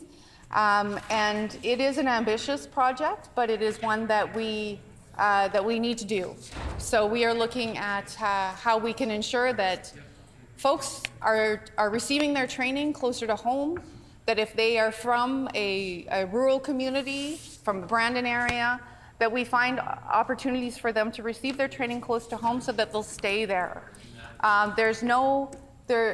We know that it's once people move from their home community somewhere to pursue post-secondary, to pursue higher education, that their opportunities to return home are sometimes diminished. And we want to make sure that we can support folks who are really invested in their home communities and ensure that people in Brandon East, Brandon West, Souris, Roblin, the folks in the area are well supported by a healthcare system that is there for them. We also have a $10 million capital investment to the University of Manitoba. And so that will be a new building at the Bannatyne campus. And that will help house our undergraduate medical seat expansion. And it's a long overdue development needed to expand physician training, state-of-the-art equipment. It's a campaign promise that we made, and we are delivering. Nurses, we're expanding nurses.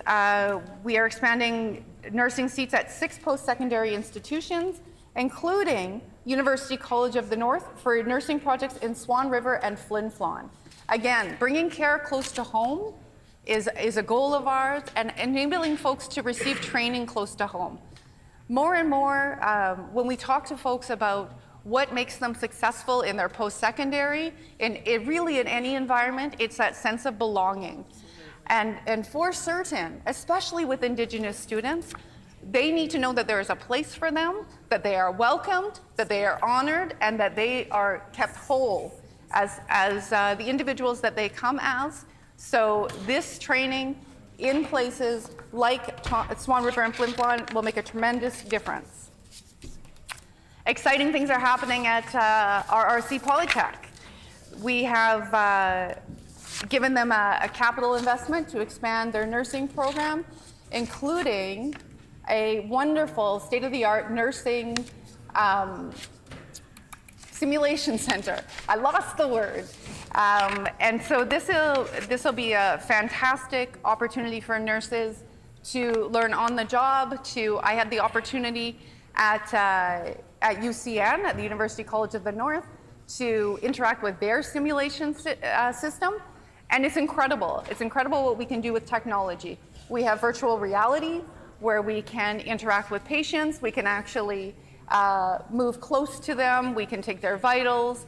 And it not only teaches the scientific or physical skills that are necessary to be successful in nursing or any sort of healthcare practicing, that's the word, but it also gives them practice time for those social pieces that are just so incredibly important. What is the appropriate tone to take with somebody when you're communicating about the illness that they have or the physical symptoms they're experiencing, and being able to practice words of compassion, being able to practice empathy in real time, and receiving feedback from colleagues who are as interested as they are, and then being successful in the workplace. The nurses that I spoke with said that this is a game changer, to be able to be a part of a simulation that allows them, without having the additional stress of being in a real world scenario yet, to be able to practice and strengthen those muscles. So much of what we do every day is based on muscle memory, whether it's remembering facts, whether it's responding in an appropriate way. And it gives folks the opportunity to have those skills, and also to, especially in remote communities, if they don't have a local facility that they could otherwise be training at, to give them those skills. We are looking at good news for students as well. The main part of this job here, in my opinion, is to ensure that every student has every opportunity possible to be successful. You know, I think a lot about equity and equality and what that means, and the formula for success is not the same for everyone. The formula for success, in fact, is different for every individual. So what we have done with this budget is not only made life more affordable at home with the changes to income taxes and the fuel tax holiday, but in advanced education and training, we have added additional funds to student aid. We have added additional resources to student aid in the form of staff, to help ensure that folks receive the supports they need quicker, and that their life is getting more complicated for everybody. So in order to navigate the complexities of different accommodations, ensuring that students with additional needs have their needs met in a timely way, and that we can set people up for success is the thing that I'm probably most proud of in this budget.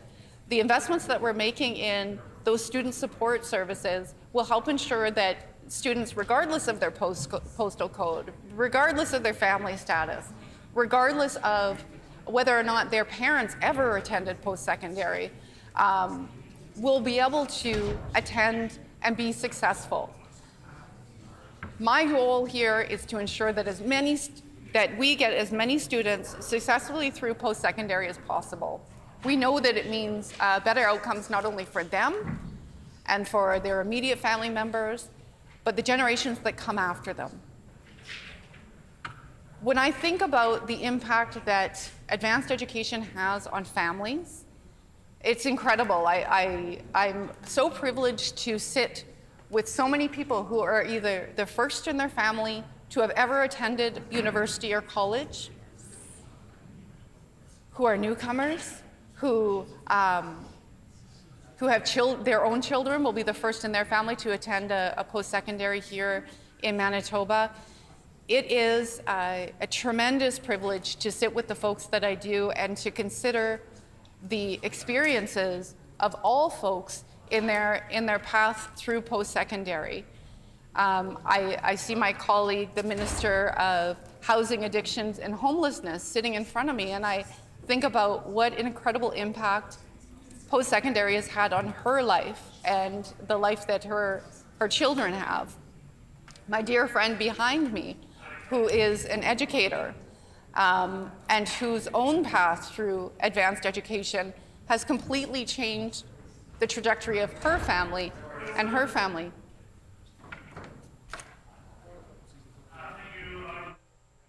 Order. Oh. Sorry. The member for Fort White. Thank you. Point of order. The member for Fort White.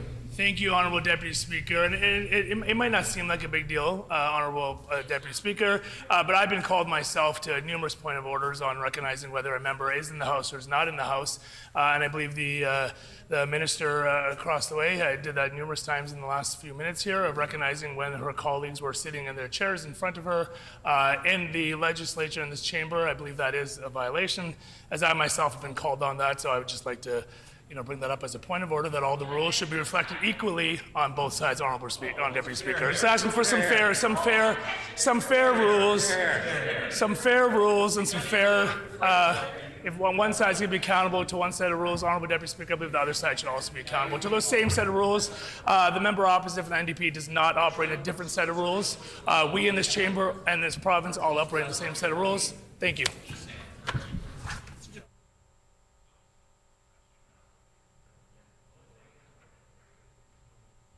The honourable member of St. Vital and minister responsible for the economy. Close. On the same point of order. Thank you, Honorable Speaker. Just to respond on this same point of order, I think that all members in the House are understanding how we speak here in the right, proper language. And I think all members are going to do their best currently and in the future to uphold those rules. I think that's the type of tone that we need in this House. And as in your responsibility, Honorable Speaker, I think it's your job to make sure that we uphold the rules, and I think we'll all follow them. And I think, as the Speaker rightly did not call the last Speaker out, I think the Speaker was doing a good job of recognizing that people are following the rules in the appropriate manner. And so I am glad and I applaud the Speaker for doing his job so well. And I also make sure to point out to the Speaker and highlight that the member opposite's point of order is not a true point of order, Honorable Speaker. And I'd like us to get on to continuing the debate on this amazing budget brought forward by our amazing Finance Minister.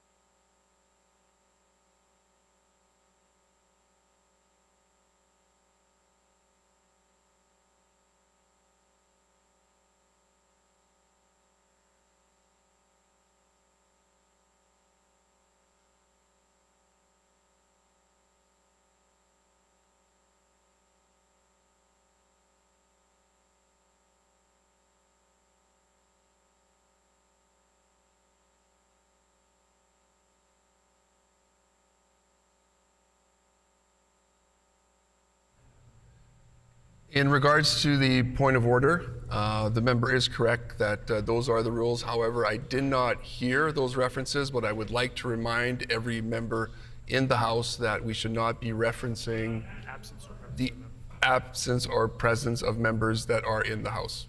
Thank you. The Honourable Minister of Advanced Education and Training.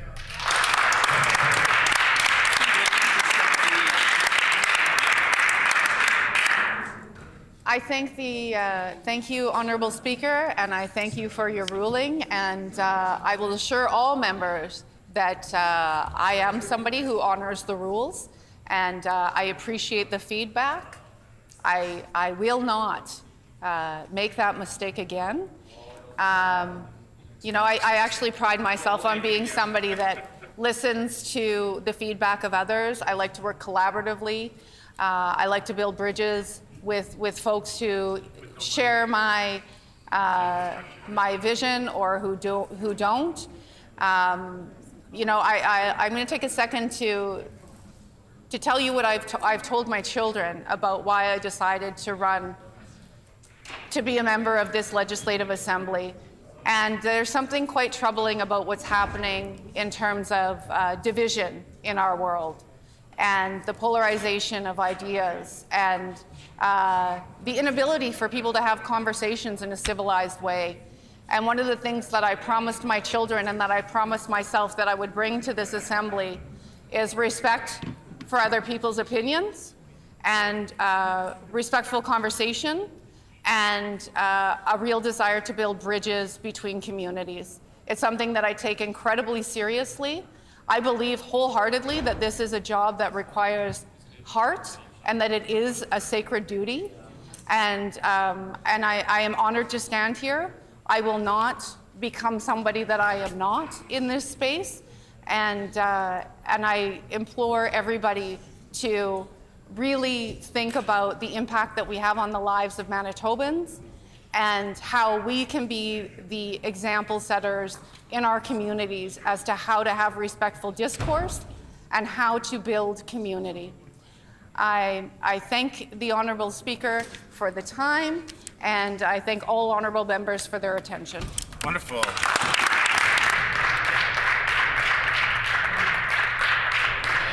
The Honourable Member for Brandon West. Hey!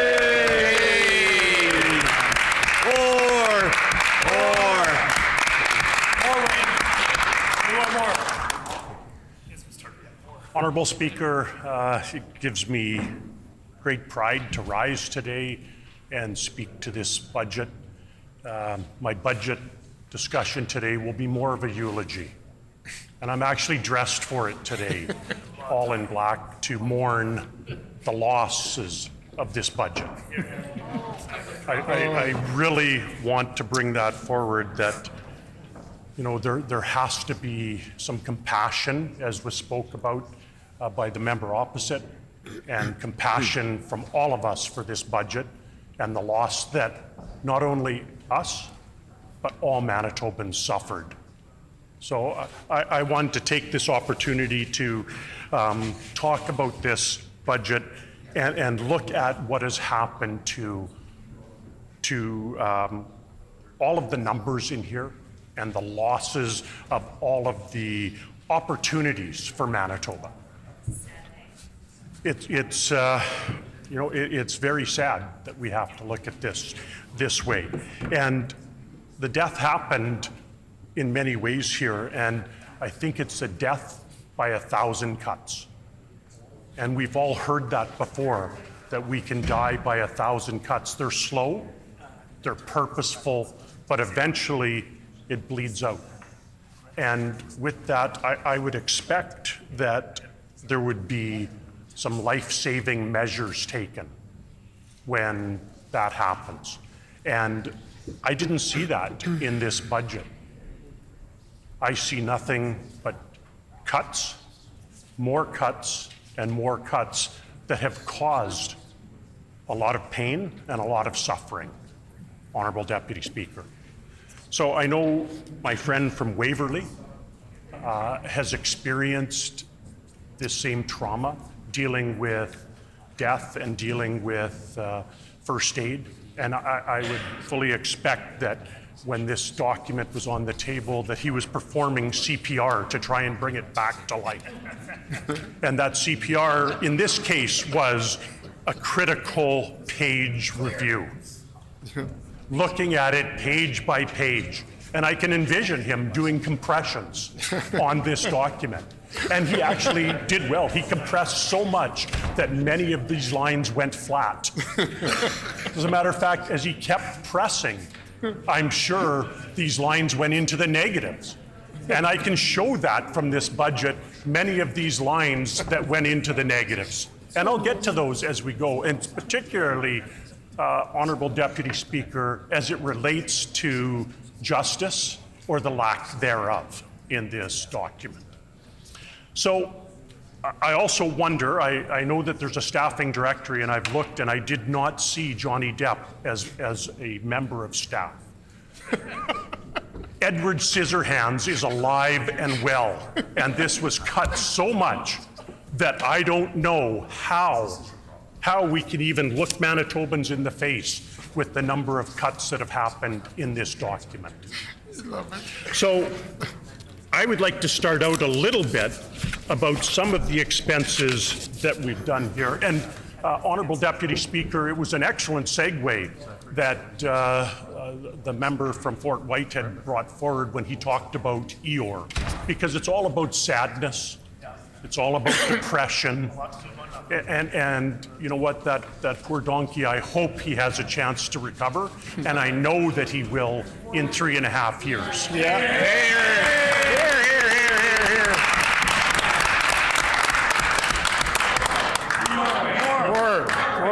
So, thank you, Honorable Deputy Speaker. If I could go on, one thing I would be remiss if I did not add, and again, it was a good segue from the member from Fort White when he talked about inaccurate quotes or taking just snippets of a quote. Yep. So as this directly relates to this budget and the suffering that all Manitobans are going to go through, I want to clear up a quote that the First Minister brought forward today.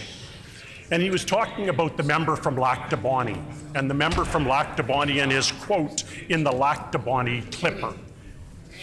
And so the actual quote was, "I'm thrilled that the pause has been lifted." That's right. It is Here, something here, that here. has been needed. That's right. If you read further in the article, he further quotes, it says the name, but I won't mention the name. It says the member from Lac du Bonnet claims the pause in construction could add as much as $10 million to this final bill. That's right. Is that fiscally responsible? Not at all. Honorable Deputy Not Speaker? at all. Not at all. That is not fiscally responsible. One other area that I have to bring forward, when I heard this side of the House talk about, I believe it was something to the effect of 21 ways of savings, something to that effect. And it reminds me, again, as I talk about my eulogy, of a 21 gun salute. And that's used at the death of something important and something prominent. And I think that is something, a budget is very important. It's very prominent, Honorable Deputy Speaker, and it's something that deserved this 21 gun salute because it has unfortunately died on the floor in front of us. So let's talk a little bit about this budget and some of the cuts that have come. And I actually want to talk about justice initiatives specifically. I have heard ad nauseum as well that the NDP government is tough on crime, but also tough on the causes of crime. I was hoping that this was true. As a former police chief, as a former police officer, as somebody who served this province, I actually was hoping that that would come to fruition. But you know what happened instead? Edward Scissorhands. Cuts. Legal aid. Tough on causes of crime? Legal aid protects our most vulnerable citizens. These are the ones that need help.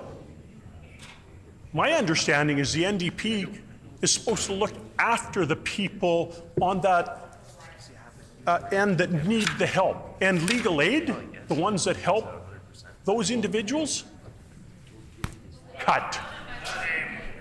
Prosecution services. We talk about bail reform. We talk about all of this plan of bail reform. Guess what happened to prosecution services? What happened? Cut. That's what happened. Legal services. The ones that help us out in this chamber. The ones that help all of Manitobans when we look at some of our legislation. Can any of my colleagues or anybody else in this house help me out? What happened there? Cut. Correctional services. Cut. Court operations. Cut. The provincial policing. Cut. The police commission. Cut. LIRA. Cut. And on top of that, there's a pattern. Victim services. Cut. There's a pattern here. Victim services. They are the final line, the final frontier, the ones that look after the victims of crime, and the ones that will talk about where this court case is going, the one that gives support, whether it helps them with some financial support, whether it helps them with moral support, whether it helps them with emotional support. Cut. And so again, I talk about the death of this document and what has happened. I'm just wondering, when is the funeral? When is the funeral for this?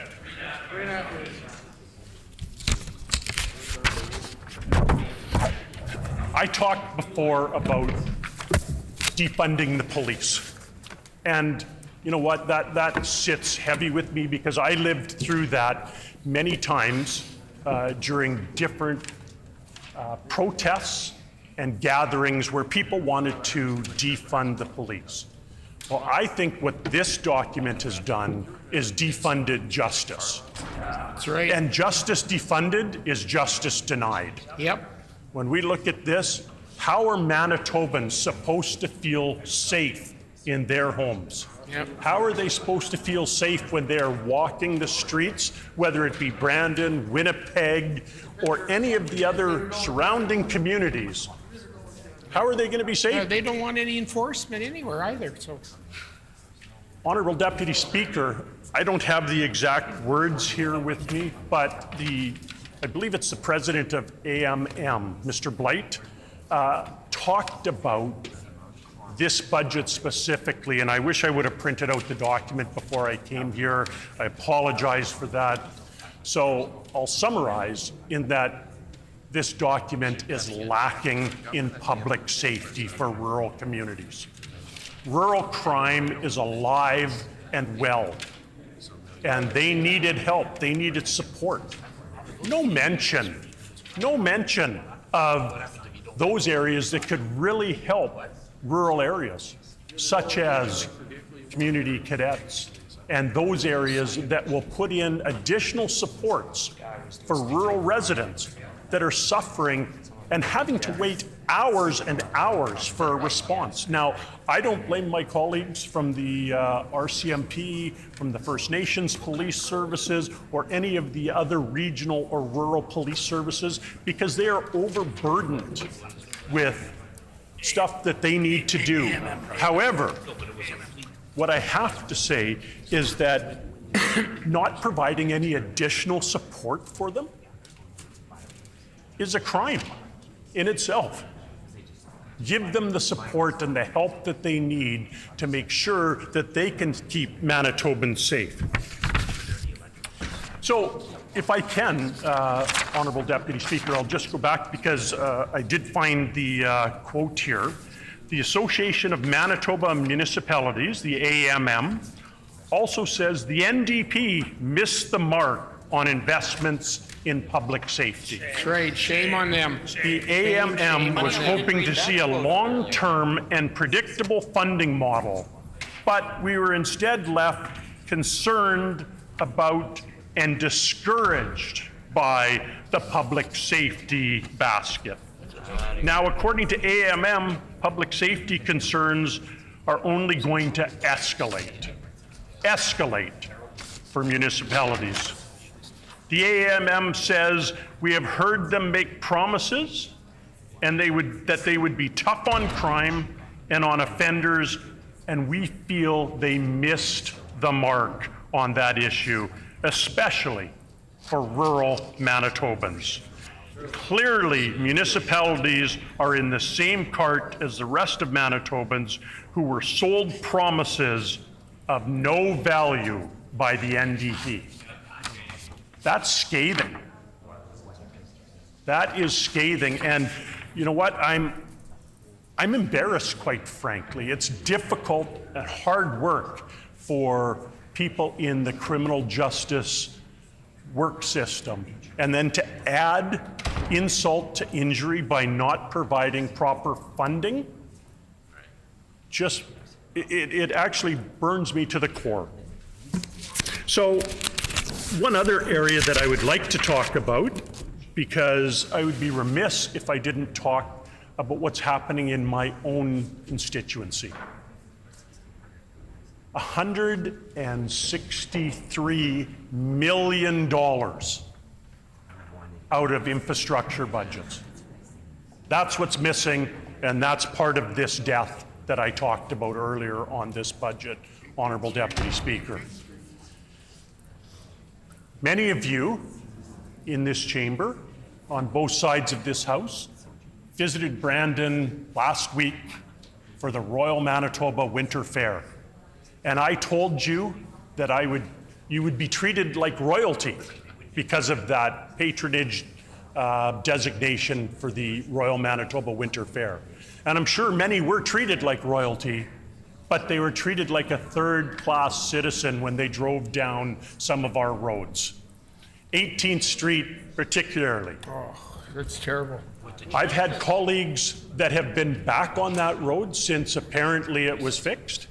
Yep. And they were playing dodge the pothole. Yep. So $163 million cut could have been used on these roads. Yeah. Or I'm wondering if part of the fiscal sustainability is making sure that the roads are bad enough that we have to attend to all of our shops in the area to get fixed and support the economy that way. Yep. I prefer not to do that. Let's look a little bit further at some of these areas that I'm concerned about. And again, bring this back to the justice side. Should be noted that in this budget, after health and education debt servicing is now the third largest spending item line at 9% of the provincial budget, and $2.264 billion. That's bigger than the Department of Families, the Department of Justice, Housing, Addictions, and Homelessness all see. Could you imagine if we could take $2.264 billion with a B and put that into our economy, put that into public safety, put that into first responders? Just imagine how safe Manitoba would be. Matter of fact, we could probably wave the flag that we are the safest province in all of Canada. $2.264 billion. I can't even fathom that, but that's what we pay for debt servicing, Honorable Deputy Speaker. Spending has increased by almost $1.4 billion. These are big numbers, and ordinary Manitobans that we represent don't understand or don't talk this language of billions of dollars. Again, if we could take these billions of dollars and invest it, we wouldn't have to be having a funeral. We wouldn't have to be looking at the death of a document that died on that table. When we look at what this side of the House did when it came to taxation and the provincial tax, we're looking at property tax education being eliminated by 2029. It was sitting at 50%. This government is touting $1,500, but that's going to stay flat, just like the flat line of this budget. That's going to stay flat. Our plan was to move that incrementally forward to 75% to 90% and to 100% reduction. So saying that this is going to save Manitobans is not true. It's not factual. It will save them $1,500. Ours would have saved them every last penny of their taxes. And again, that's money for myself. I think it's close to $4,000. And if I had that extra money in my pocket, I'm going to boost the economy. I'm going to spend it on areas within Brandon and within our region, and I'm going to boost the economy. That's going to grow our economy, and that's going to help all Manitobans cut down further on taxes, because there's only a few revenue sources. One is taxes, and the other is bringing in government transfer payments or government costs. So, you know what? If we can lower these and grow our economy, how much better is that for all of Manitoba? You know, we look at the spending increase of $1.4 billion over budget 2023. That's 6.1%. Ordinary Manitobans do not get raises in that area. 6.1% is unheard of. But yet, we're okay with saying, let's just throw 6.1% more on there? I think that's quite shameful. So again, if we come back to this, how can we, as Manitobans, accept this budget and feel good about it? You know what? Again, I would like to end this budget discussion, or my eulogy, if you would, saying, Budget 2024, may you rest in peace, and may you come back to life in 3 years. Thank you, Honorable Deputy Speaker. Hey, good job.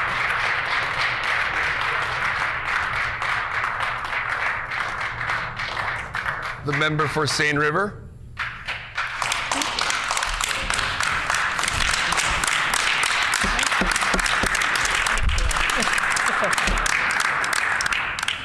Thank you, Honorable Deputy Assistant Speaker. I don't know. I'm really happy to be able to stand up and put some words on the record in regards to our budget. And you'll notice I wore white today to demonstrate the hope and light that our government is bringing to you, Manitoba. I guess I want to start by saying that our government sees the value in unity. Yes. We demonstrated that through this budget. This is a budget for one future, for one Manitoba. We're not interested in picking fights with other levels of government. We're not interested in picking fights between citizens. What we're interested in is bringing everyone together so Manitoba can be the amazing place that it is and will continue to be. I don't understand. Actually, maybe I do understand. I feel like there's a black cloud kind of hanging over the members opposite, because all we hear from them is negativity. Manitobans need to know you have a government that will give you straight talk. We're not interested in rhymes, alliterations, metaphors, similes, like the members opposite. All they know is double talk, double speak, and we know that when people do that, they're insincere. Don't believe the hype. Don't believe their hype. This is a good news budget for Manitobans. I want to talk about a few areas of the budget that really impact citizens in Seine River. Number one, let's talk about the fuel tax, which we extended for another 3 months. My constituency is home to a large number of landscaping, businesses, and greenhouses. They have told me directly in conversations recently how important that tax cut is for them. It saves them a tremendous amount of money, and they appreciate the support to their small businesses. I heard the members opposite use words today like hate. We hate small business. Well, sorry, folks. I'm a small business owner, and nobody on this side hates small businesses.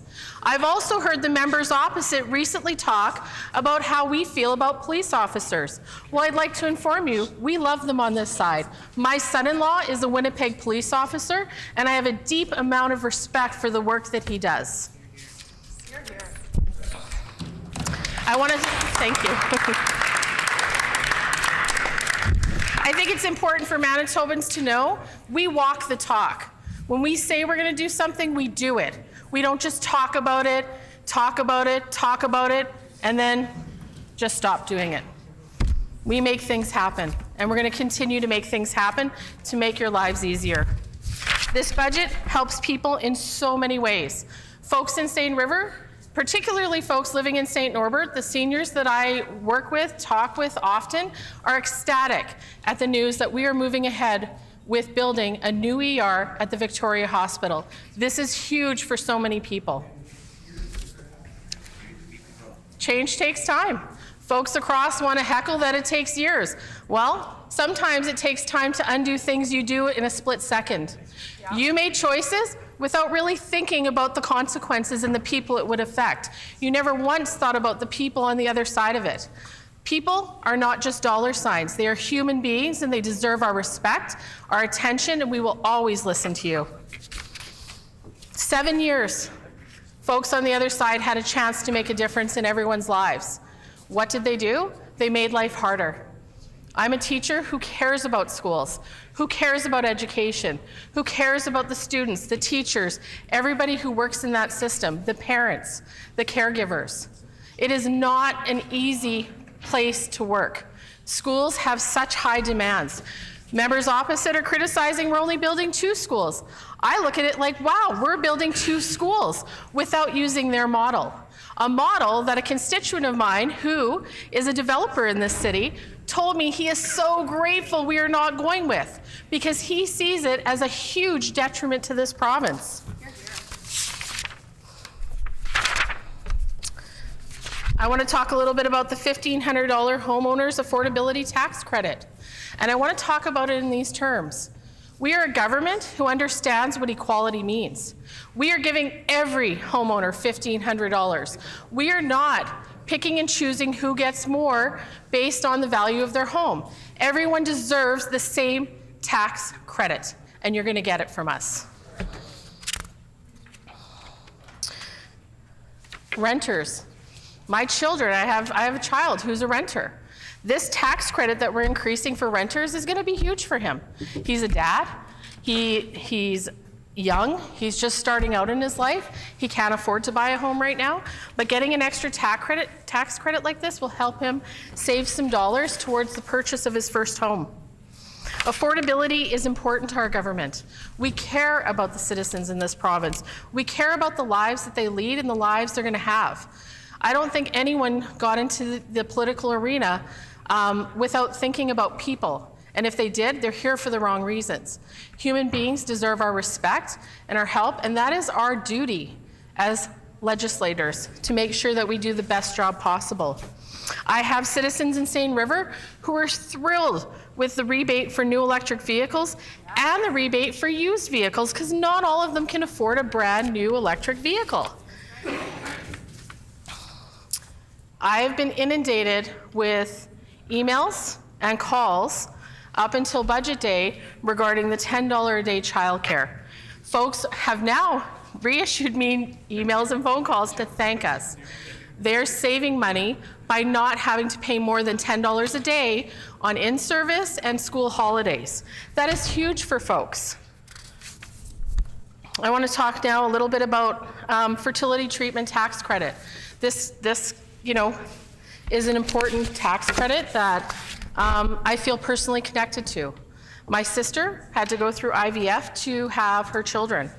Her first child, after spending nearly $40,000 in treatments, unfortunately didn't survive, and so she had to go through treatments again, a second time, to have the son that she has now.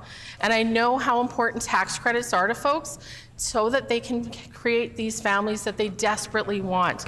We have to do something to help them, and we are. Free prescription birth control is huge. Women in this province need access to birth control. Not everybody can afford it. They shouldn't have to choose between birth control and food, birth control and medicine, birth control and something for their child. We now have come forward to make sure that everybody has what they need. We talked a lot about, I've talked a little bit about education, about building new schools. One of the biggest things as a teacher that I had to deal with were kids that came to school hungry. I could tell you that on a regular basis, at least on a weekly basis, I had students in the community that I worked in, which was a very affluent community, come to me and tell me that they didn't have lunch, they didn't have breakfast. One student missed a week of school because his family didn't have food to send with him to school to eat. When I phoned to inquire why that student wasn't at school, that's when they explained to me they didn't have food to send for lunch. I told them, send him to school. I will make sure he's fed, and I made sure he had a lunch every day.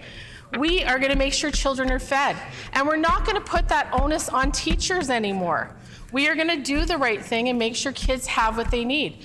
Because in contrast to what the members opposite used to think, not all parents can feed their children. Members opposite talked about the $300 security system rebate. Government can't do everything, but we can do something. $300 is not a piddly sum of money to put towards home security. People are really concerned about crime and the constant talk about crime. We're taking action to make sure that they have some supports to make themselves feel safer and secure. We're taking action to end chronic homelessness with this budget and to help those who need it the most.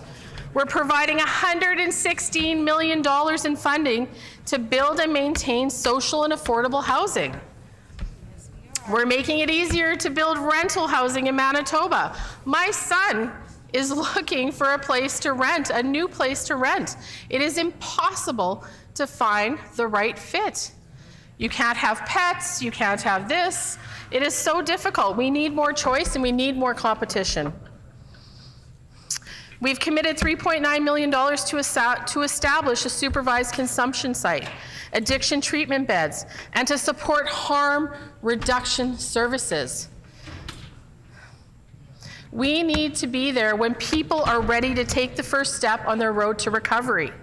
We should be there for them. That is our duty.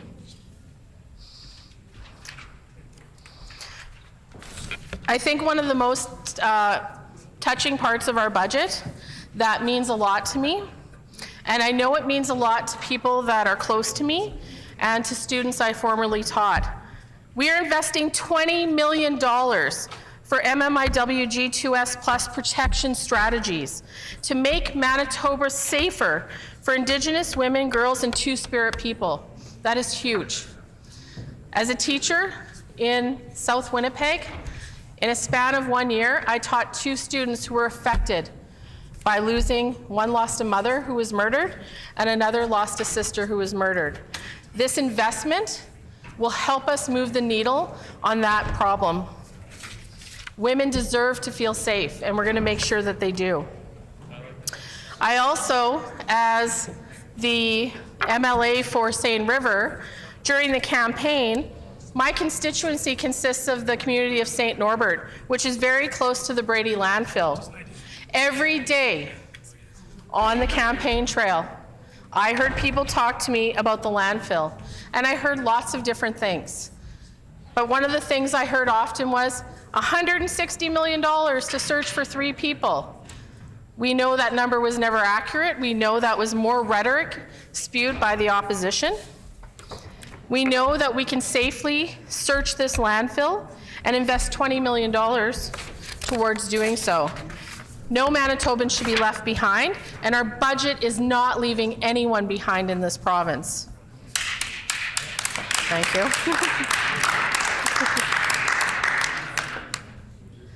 I think our investment in healthcare and post-secondary education is huge. The work done by our ministers and our premier and our finance minister is nothing short of miraculous.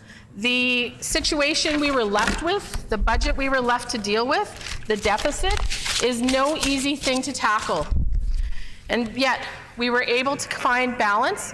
We were able to find a way forward while we're still keeping our campaign promises.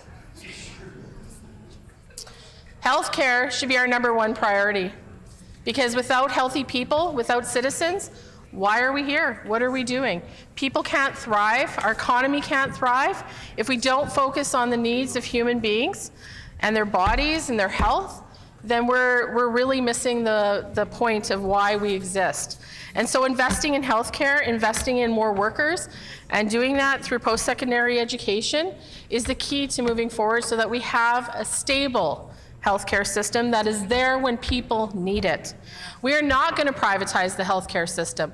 We are not going to make attempts to privatize the healthcare system. That is one of the points of pride as a Canadian citizen, is that we have healthcare when we need it. We aren't turned away. People aren't making choices not to get the care they need and then suffering for it later. Our government is one that listens to people. Our government is one that prioritizes citizens. I'm really proud of the work that was done to create this budget, and I know Manitobans will be really happy for what it's going to do for them in the future. Thank you.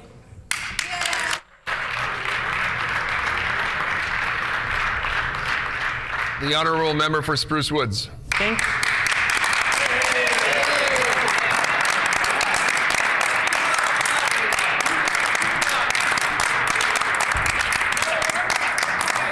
My colleagues are too kind. Thank you, Honourable Assistant Deputy Speaker.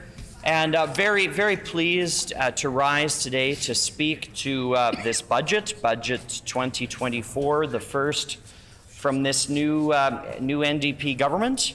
I wish there was better news, I suppose, for Manitobans, but alas, we are where we are, and I'll do my best to highlight where some of my concerns with this budget come from with respect to my constituency and the, or should I say, lack of mention of my constituency or Western Manitoba at all, generally, really, in this budget. Indeed, yeah, very little for rural Manitoba at all. Not that that's a huge surprise, I suppose, given the folks opposite, but nonetheless, here to put some words on the record on behalf of the good people of Spruce Woods constituency when it comes to Budget 2024. And I know members opposite probably aren't going to like a whole lot of what I have to say, and that's okay. We come from different parties here, Assistant Deputy Speaker, and so we're here to agree and here to disagree and to challenge each other, and that's the role that we on this side play as the official opposition, and for now, anyway. And so, we've heard lots of commentary about horses and carts and who's in the cart and who's out and where it's going and what it's got to be fed. And I just was a little bit surprised, and I think most Manitobans would be, that the speech that was delivered by the finance minister didn't have much to say about the horse. And I don't know why. I thought they got it. They were delivering this clearly consistent message previously, before the budget was delivered, about horses. We got to feed the horse. It's pulling the cart. It's going to get the job done. Manitoba's going to grow and grow and grow. And then we get to the meat on the bone, and there's nothing. There's nothing there for the horse. I don't know. Very sad. Maybe there'll be more to come. Maybe members opposite, when they get into their speeches, haven't heard much yet, but there's lots of days left of budget debate. They'll illuminate us on where the food is for the economic horse in this budget. We'll see. We'll see.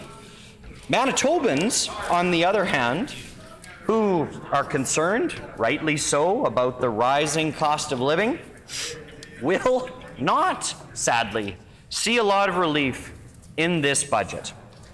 With debt servicing, I just can't get past this figure. With debt servicing now consuming 10 cents of every dollar in this budget, 10 cents of every dollar, debt servicing. 10 cents. Unbelievable. You know, this government, when they were not in government, talked a lot about checks to billionaires and people out of the country and all this money flowing out of Manitoba into Texas and Lord knows where else they were making it up that this money was going to. Where do they think that money is going? Are any of those debt servicing professionals here in Manitoba, is that money staying local? No, I don't think so. And yet this budget jacks up debt servicing to 10 cents of every dollar. Gone. Straight out of here, straight out of Manitobans' pockets, and off to Bay Street or Wall Street in New York or who knows where else they'll convince to lend them some money. And so that's concerning for Manitoba, because that's 10 cents less on every dollar that could be spent in roads, bridges, wastewater and potable water improvements, healthcare, education, social services. Very unfortunate. Very, very unfortunate. In addition to that, the one member from that side who was here last time when they racked up more debt wants to comment on this, my good friend from Dauphin. That's fine. That's fine. Doubled Hydro's deficit, debt, tripled the provincial debt, and now he's just back at it again. Well, you get what you get with this crew. There's nothing new with this crew. Increase the debt to GDP to 38.5%. What? 38.5% debt to GDP. The deficit projected to be almost $800 million. And the summary net debt, which is the big number that Manitobans really need to focus on, is increasing to $33.5 billion.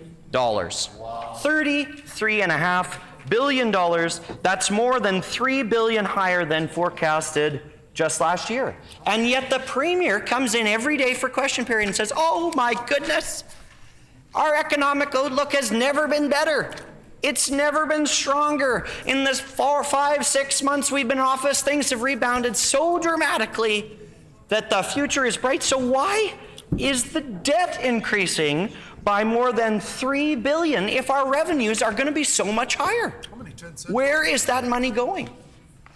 Not sure. Again, maybe we will see when successive members from the opposite side continue to get up and put some words on the record. I don't know. Hope springs eternal, as they say, and so we will see. We will see. Municipalities, an area near and dear to my heart as a child of a longtime municipal official, were left disappointed by this budget.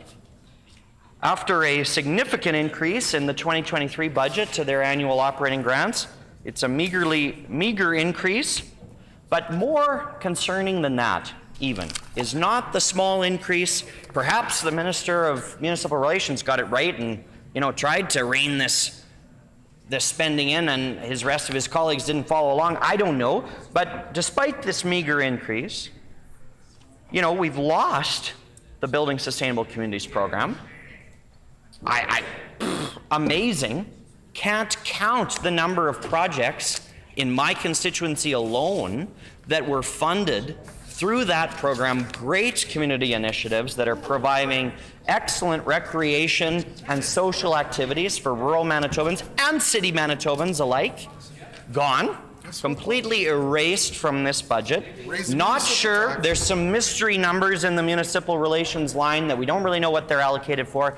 Maybe some magical program will come out of the woodwork when this government gets tired of hearing from municipalities, and instead of calling them howling coyotes like the member for Dauphin and his cohorts did in the last time the NDP were in power, keeping that listening ear open we've heard so much about, and maybe they'll come around. I guess we'll see.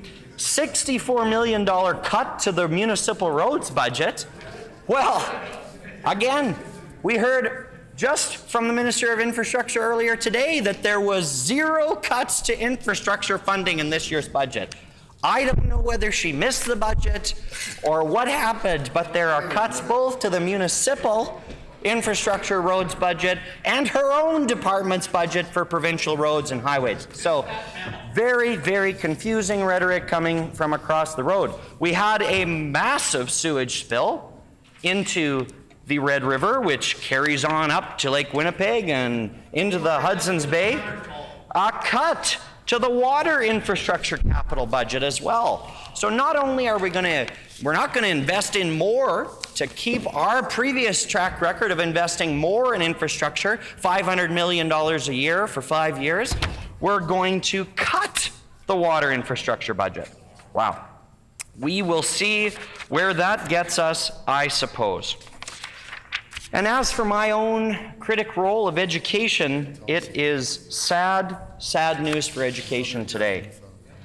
As we know, and as we released after a Fort LaBosse School Division budget meeting, the Deputy Minister made it clear to all school divisions that education did not hit the top 5 in this government's priorities for their first budget.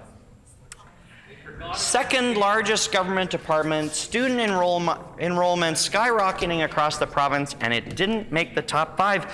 13 members on that side of the aisle alone have a history of involvement in working in the education sector in this province, and yet it couldn't make the top 5, not the top 3. I don't think we were outrageous in asking for it to be in the top 5. Not the top 3, not the top 5. We're not sure. Is it 6? Is it 8? Is it 12? We don't know. We don't know. So perhaps somebody will enlighten us. Maybe the Minister of Education, when he gets up and delivers his remarks, will tell us where exactly it did fall on the priority list if it wasn't the top 5 priorities. But let's get into that a little bit. What does that mean if it's not in the top 5 priorities? Well, we've cut the Student Outcomes Fund. I'm sorry, the Student Outcomes Fund. That fund where, it's there to help students have better outcomes, that's not really important, apparently, to the friends across the way. So we cut that. We don't need student outcomes. Who needs that, really? We cut systems, performance, and accessibility. Okay. And they cut the Corporate Services Division, which supports strategic planning. So let's just walk through some of those divisions of the Education's department, just so everybody's clear on what they actually do for Manitoba students. Okay, so the Student Achievement and Inclusion Division, cut.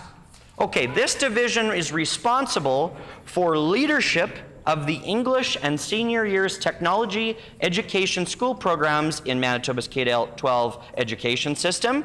It also leads continuous improvement of research, development, monitoring, and evaluation of provincial curriculum. We sure don't need to modernize our curriculum here to keep up with Canada and, the world. So let's cut that budget. And it also is in charge of standards to ensure excellence in teaching and leadership, and responsible for system accountability by monitoring and reporting on student achievement. Cut. Cut, cut, cut. Okay, I don't understand why that would be a priority for this government, but as I say, perhaps, Honourable Speaker, we will hear some more about that when the Education Minister gets up to deliver his remarks. The Learning and Outcomes section, also cut, because, I guess we're not worried about learning and outcomes. This will be, particular interest, I suppose, to the member for St. Boniface. The funding for the French Education Bureau is stagnant. Nothing new from you-know-who for French language education in this province. We also have a cut to the System Performance and Accountability Division. Now, Honourable Speaker, many people may listen to this speech. I'm sure tens of thousands of Manitobans will, and they will wonder, what does that division mean? It's kind of a lofty, broad title. Well, let me tell you, just so it's on the record, that division, the System and Performance Accountability Division, is responsible for governance, structures, policies, and planning of the K-12 education system and for the stewardship of education funding and resources, including the design of sustainable funding structures. So we heard a lot about, we've paused the education tax rebate for small businesses. They're out that rebate. Too bad for them. They've got to find that money in their pocket now with this new direction from the NDP government. They're asking small businesses and landlords to just wait a year, just eat that cost for the year, and the new funding model will help you guys out a year from now, or longer, whenever the next budget is determined to be introduced. But in the meantime, this government is cutting the division that's designing that new funding model. Can anybody explain to me how they plan to get that done if they're cutting the division that's reworking the funding model itself? I guess they're taking a page out of, the Premier's new friend, Mr. Poilievre's book, and they're going to try to do more with less in education after campaigning on it. I'm not sure, but I'm very concerned, Honourable Speaker, for small businesses and landlords the costs are going to go up for small businesses, and they're already waiting on more money from Ottawa. They've not got their money back from the carbon tax rebate from Justin Trudeau that they're supposed to get. Many of them are still struggling to recover their financials from the COVID-19 pandemic, and now they're going to take away this rebate and say, well, just trust us. Help is coming a year or a year and a half or 2 years from now. But don't worry, we're narrowing down the division that's going to write the funding model, but it's still going to get done. I guess all we can do, Honourable Speaker, is point this out to Manitobans and wait and see whether they can deliver on these commitments or not. The last division to get a cut in the education department is corporate services, which many Manitobans say, well, what do they do? Oh, well, let me shed some light. They support executive strategic planning for the education sector, project management, business analysis, information technology, emergency preparedness, and are continually planning for the website maintenance of many of our education sector, including the Department of Education. So we've got cuts to project management. No wonder the biggest cut, which I haven't even got to yet, and I'm already running out of time, is a cut to schools. A cut to schools. Well, if you're cutting the project managers, you're probably not going to get many new projects finished. And so let's just take them off the board so that we don't have to worry about not completing them because they're never going to get started in the first place. And so we see that we have, and an additional cut to policy and planning, which I almost forgot because who needs to do more policy work? Really, Honourable Deputy Speaker, that's just silly. And so in addition to all of that, we have now cut, what? Oh, Honourable Speaker instead of Deputy, I apologize, Honourable Speaker. And so we have cut the 9 new schools committed to by the previous government. They've recycled 2 schools that are already underway, and they've found 2 new schools that are totally different than the priorities that were identified by school divisions to the previous government because, who knows best? Well, I guess the NDP. And so the 9 new schools, we are left wondering, where are these lower class sizes that the NDP campaigned on going to go if they're not going into new schools? Outdoor classes. Education, student population is growing across the province, many areas exponentially, and they need new schools fast. They need them fast. We knew that when we were on the other side of the House. It's very confusing why this government doesn't understand that. And so the education minister gets up and he says, well, we're only doing 2 schools because that's all that's budgeted for. Well, we know that's how that works. You wrote the budget. You could have prioritized more than 2 schools when you wrote it, You didn't, so that is all that's going to get done. When you only budget for 2, you're only going to get 2. Perhaps you should have budgeted for 4 or 5 or 6. But alas, they did not, Honourable Speaker, they did not. And so it's 2 new schools in Winnipeg, and the rest of the Manitoba can just wait and see, which is trouble for folks in Neepawa, which is trouble for folks in Brandon, and many, many other areas where student populations are bursting at the seams, and there's no plan from this NDP government to build them schools anytime soon. So, again, I hope that the Minister of Education can clarify that when he gets up to deliver what I'm sure will be a riveting speech to this budget. A couple other priority areas outside of my critic role that I have to comment on because I'm very, very passionate about them. My constituency is named after the beautiful Spruce Woods Provincial Park, which sits just on the eastern half of my constituency. I was very much looking forward to the park's revitalization plan to take Spruce Woods Provincial Park to the next level of attraction for this province. Unfortunately, the park's capital budget, sliced and diced by this government, cut right in half.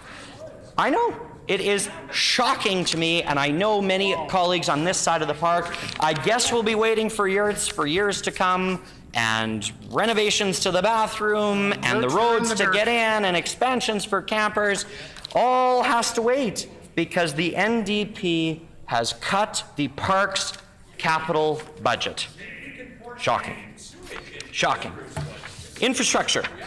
One of the top 3 issues I heard about from constituents on the campaign trail was infrastructure. This previous government had prioritized infrastructure funding, $500 million a year for 5 years for roads and bridges to get Manitoba goods and services and Manitobans where they need to be safely. They've hacked that budget by $160 million. I have no idea how they plan to get these things done, but alas, they've cut it. That's the facts. The heavy construction industry will be disappointed. We hope that there's more good news for them this year, and if not, there will be 3.5 years from now when we are delivering the 2027 budget in this.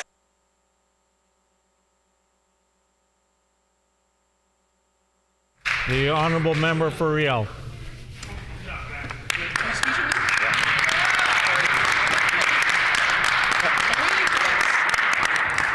Thank you, Honourable Speaker. On April the 2nd, our Honourable Minister of Finance tabled our government's first budget. I'd like to thank him, our Premier, our whole team for delivering a good news budget. It's my absolute pleasure to rise today to provide a response and to briefly describe how I see the budget impacting both my constituents of Riel and Manitobans across our province.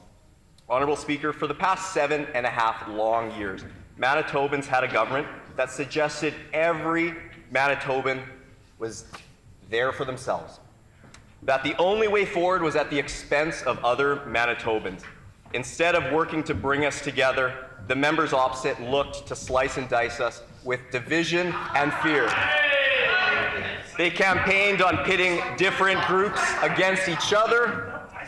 They campaigned and took out billboards and launched entire advertising campaigns with dog whistle messages and called on people's cynical side. I'm proud to say that our government took a different approach.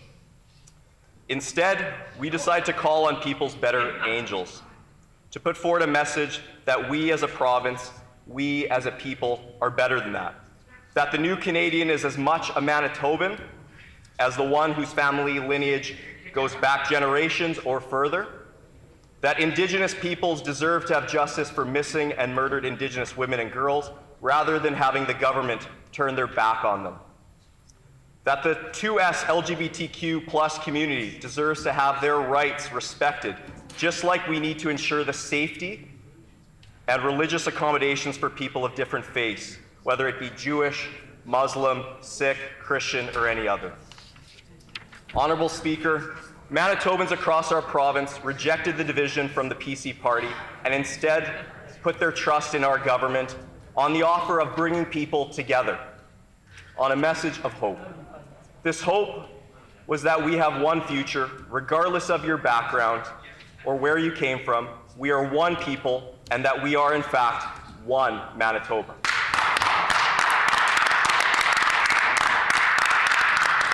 Yesterday's budget delivers on this hope and this mandate. It's a document that ensures we're following through with our election commitments and takes into account the voices of Manitobans. This is critically important to our government because we're a listening government. Whether it is in the pre-budget consultations that tens of thousands of Manitobans took part in, ministers and MLAs listening to constituents and stakeholders, or the Premier and Minister of Health taking the time to listen to healthcare workers on the front lines, to hear their perspectives and to take heed of what they see are solutions. We want to hear from Manitobans. Our budget reflects the values and priorities of everyday Manitobans and families. We have heard clearly that Manitobans want and need better healthcare, and that is why I'm so pleased to be part of a government that is going to be investing in the staffing up of our healthcare system with the hiring of 1,000 new healthcare workers.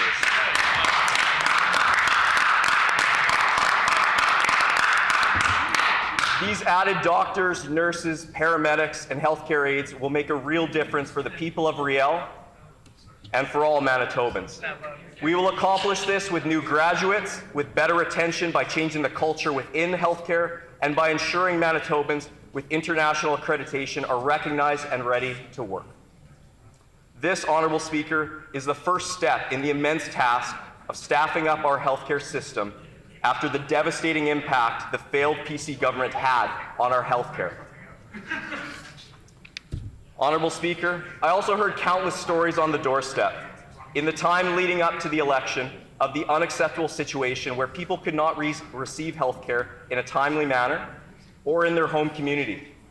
Instead, for those people that could travel, they were asked to go to other provinces or even out of country to get the care that they should have been receiving right here in Manitoba. These conversations on the doorstep influenced our government to instead make record investments in healthcare here in Manitoba, so people can receive the healthcare they deserve close to home. The healthcare increases are going to smart, targeted investments that action many of the solutions we're hearing from frontline staff and through our healthcare listening tour. We're going to be training up more physicians, nurses, lab techs, physician assistants, physical therapists, and occupational therapists. This increase in staffing will help further open up more hospital beds and decrease the wait times that we saw grow exponentially under the former PC government.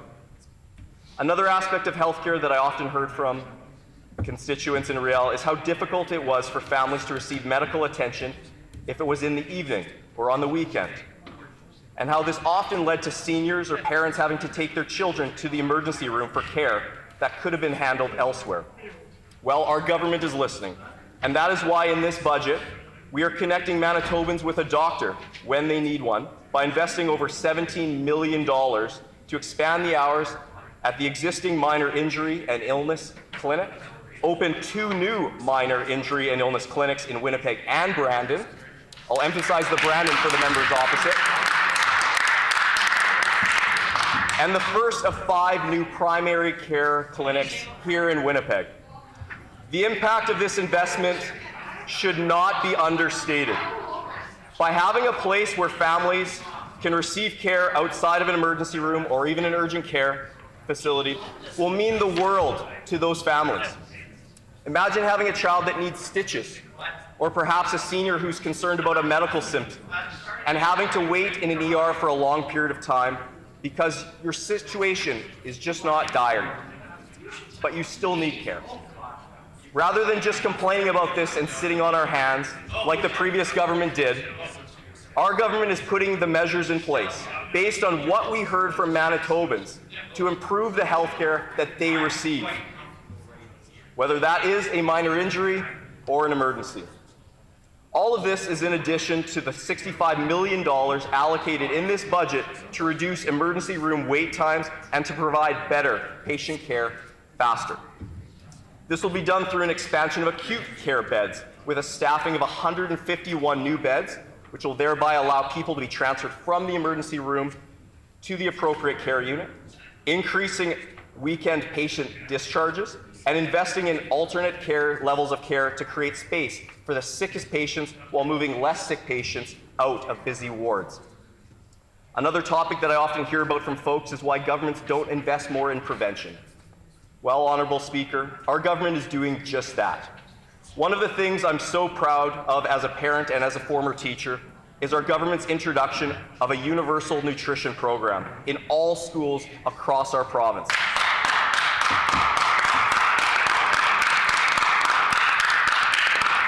This $30 million investment is going to help every child get a little closer to reaching their full potential.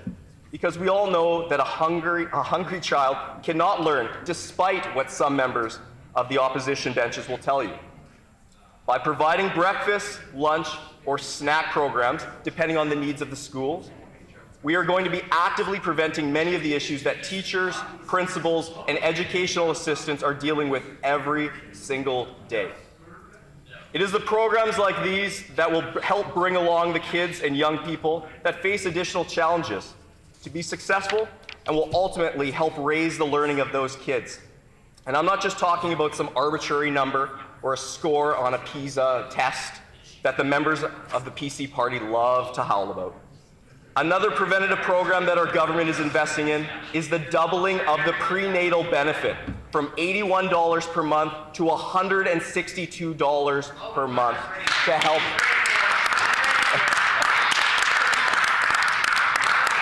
help less fortunate mothers have access to good nutrition and to help ensure that the youngest Manitobans start life in a good way. This is empirically proven to make a significant difference on young people's lives. In the budget document on page 28, for your reference, there's a quote from a study from the Manitoba Centre for Health Policy that was looking at the effectiveness of this public policy, even before it was raised in this budget. And it provides the rationale for our increase. I'll quote, "Women who received the prenatal benefit had fewer lower birth weight babies and fewer preterm births. Given what we know about the importance of healthy outcomes at birth on later life, that such dramatic results can be observed from a relatively straightforward program is remarkable. A little boost and some proper support at the right time can make all the difference in the world." It's clear that a government that is working for the people of Manitoba can make a difference in the lives of its citizens, and that is exactly what this budget accomplishes. All of this is on top of things like more ICU beds with a $25.2 million investment, a $50 million investment to increase surgical capacity, ensuring better care for seniors with supports to help Manitobans remain in their homes as long as they wish to choose so, and providing more direct care for seniors who need more support in long-term care homes. The list goes on and on. This is indeed a good news budget. In addition to healthcare, which is the #1 concern of Manitobans, we have often heard about issues of affordability. That is why we're bringing in 21 different initiatives that will save Manitobans money. I'm not going to go through all the different ways that our NDP government is making life more affordable, but I will highlight a couple of great initiatives and ones that correspond with what I've been hearing from my constituents of Riel. The first being the electric and plug-in hybrid vehicle rebate. People in Riel care about the environment and want to make choices that ensure we're addressing climate change. That is why our government is making it more affordable to shift into a vehicle that will either produce no emissions or will dramatically reduce greenhouse gas emissions. As part of this initiative, any Manitoban that purchases an EV or a plug-in hybrid will be eligible for $4,000 for a new vehicle or $2,500 for a used vehicle. This is a concrete and tangible way that governments can help people make better choices for the environment. Combine this with the fact that charging of the vehicles will be using clean, low-carbon Manitoba hydro, and you have a winning combination. Another way that we're making life more affordable for Manitobans is by following through on our election commitment of implementing true $10 a day daycare. This means families with school-aged children will only be charged $10 per day throughout the summer months, spring and winter break, and during professional development days for teachers and educational assistants. Affordable and accessible childcare is the backbone of a strong economy where everyone can participate. I'll also note that in our One Manitoba budget, we're investing in new childcare spaces that are costed out, not just making random announcements without the proper funding being allocated, as the previous government was so keen to do. We'll also be increasing funding support for childcare centers so they can focus less on fundraisers and more on caring for our kids. Additionally, we are increasing salaries for childhood educators so we can retain more ECEs and childcare workers over the long term as they stay in this critical career. The 2024 budget is a good news budget. It delivers on our electoral commitments and begins the process of rebuilding our healthcare system after 7.5 years of devastating decisions by the failed PC government. It also puts in place 21 different ways that makes Manitoba a more affordable place to live. The 2024 budget is Manitoba's budget. We have one future. We have one people, and we are, in fact, one Manitoba. Thank you, Honourable Speaker.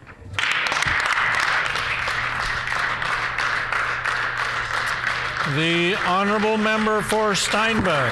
Here, here. Honourable.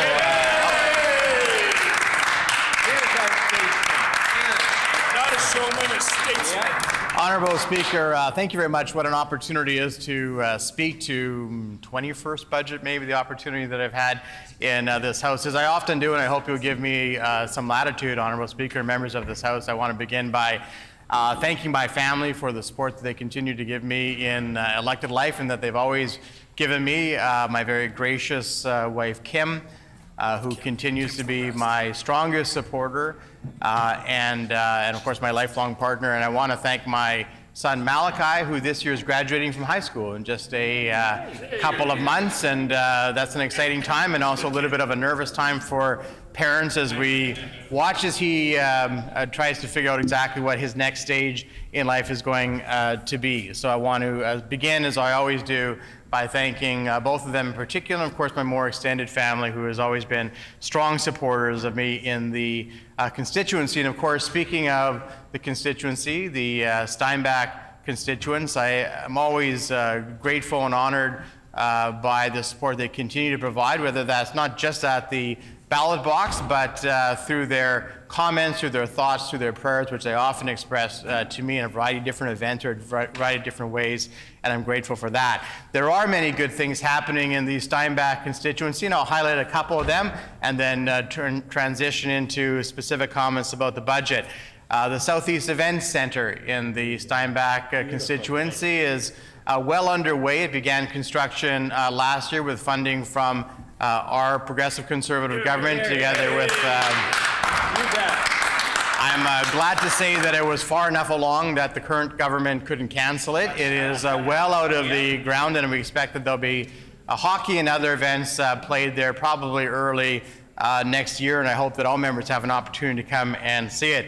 Very pleased to see the new hospital expansion at Bethesda Hospital is well underway, which will include a new operating room as well. I imagine that the new health minister, her first order of business was probably to see if it was not too late to cancel the operating room.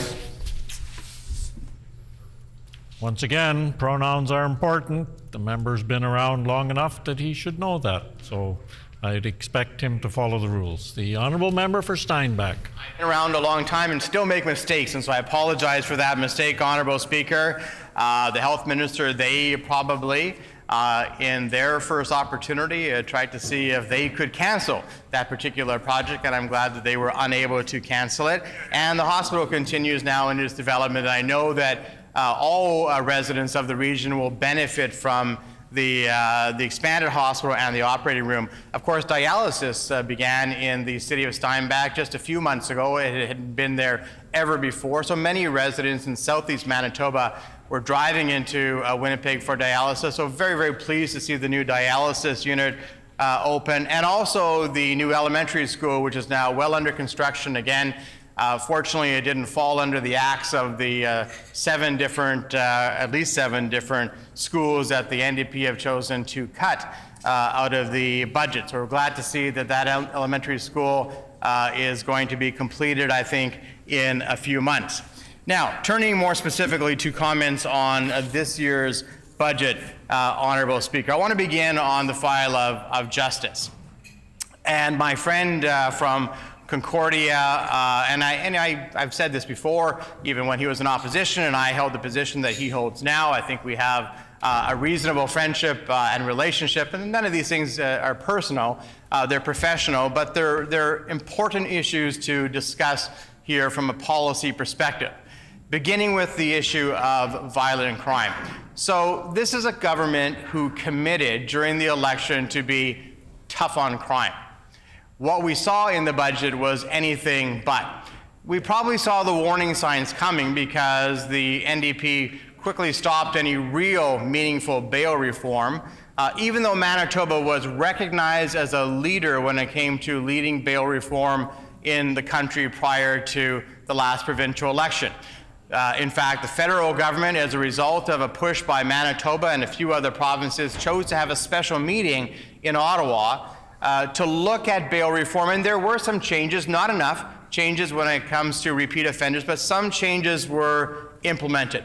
But there was more commitment to do more when it came to bail reform. In fact, there was discussion about having an overall review of the criminal code and sentences that those who are charged with offenses would face. That seems to have all stopped. Certainly we know under the current NDP government, none of that is being pushed in any real or meaningful way. Instead, what this current Minister of Justice and his cabinet and caucus colleagues have decided to do was do what was already being done. They've instructed prosecutors to look whether or not the release of somebody on bail would result in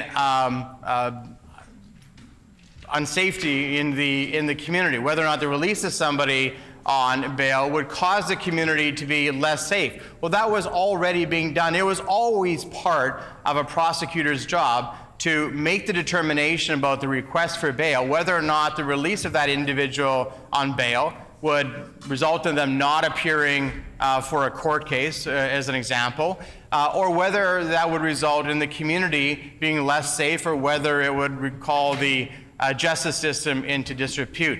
Those are all things that are already being done, and yet the minister tried to make a significant, in his mind, announcement about something that was already being done. And there was a number of people, including prosecutors, who anonymously came out and said that this is already something we are doing and it won't make a difference. What would have made a difference, Honorable Speaker, is ensuring that meaningful bail reform was happening at the federal level, and that requires a significant push. Instead, what we saw in this budget was a rebate program on home alarms and other sort of things like business alarms. Now, that in and of itself isn't a bad thing.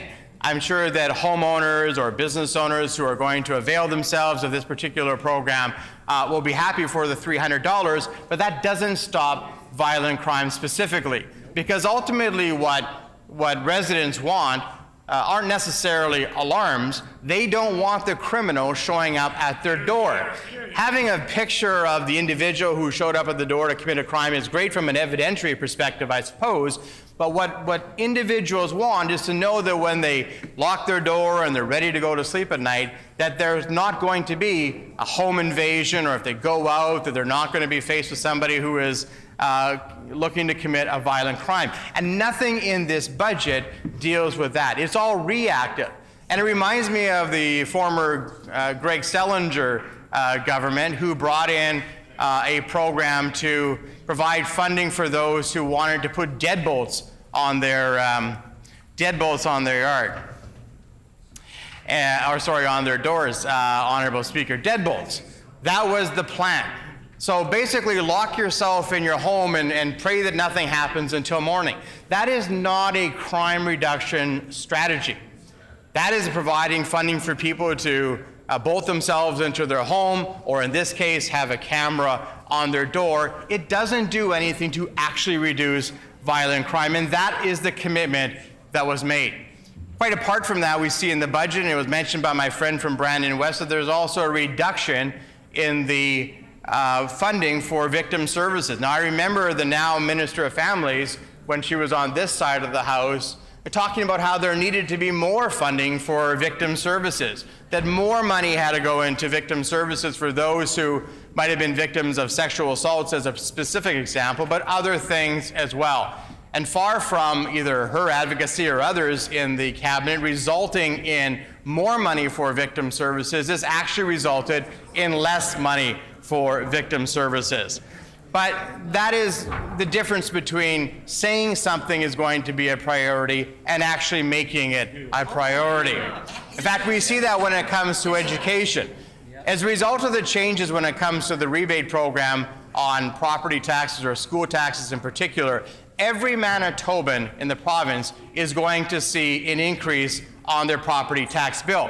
Some of them will have already seen it because they would have received their property tax bill. Many other Manitobans are going to get their property tax bill in the next few months, and they're going to see when they compare it to what they paid last year to what they're paying this year that it's going to have increased. It's going to have gone up, Honourable Speaker.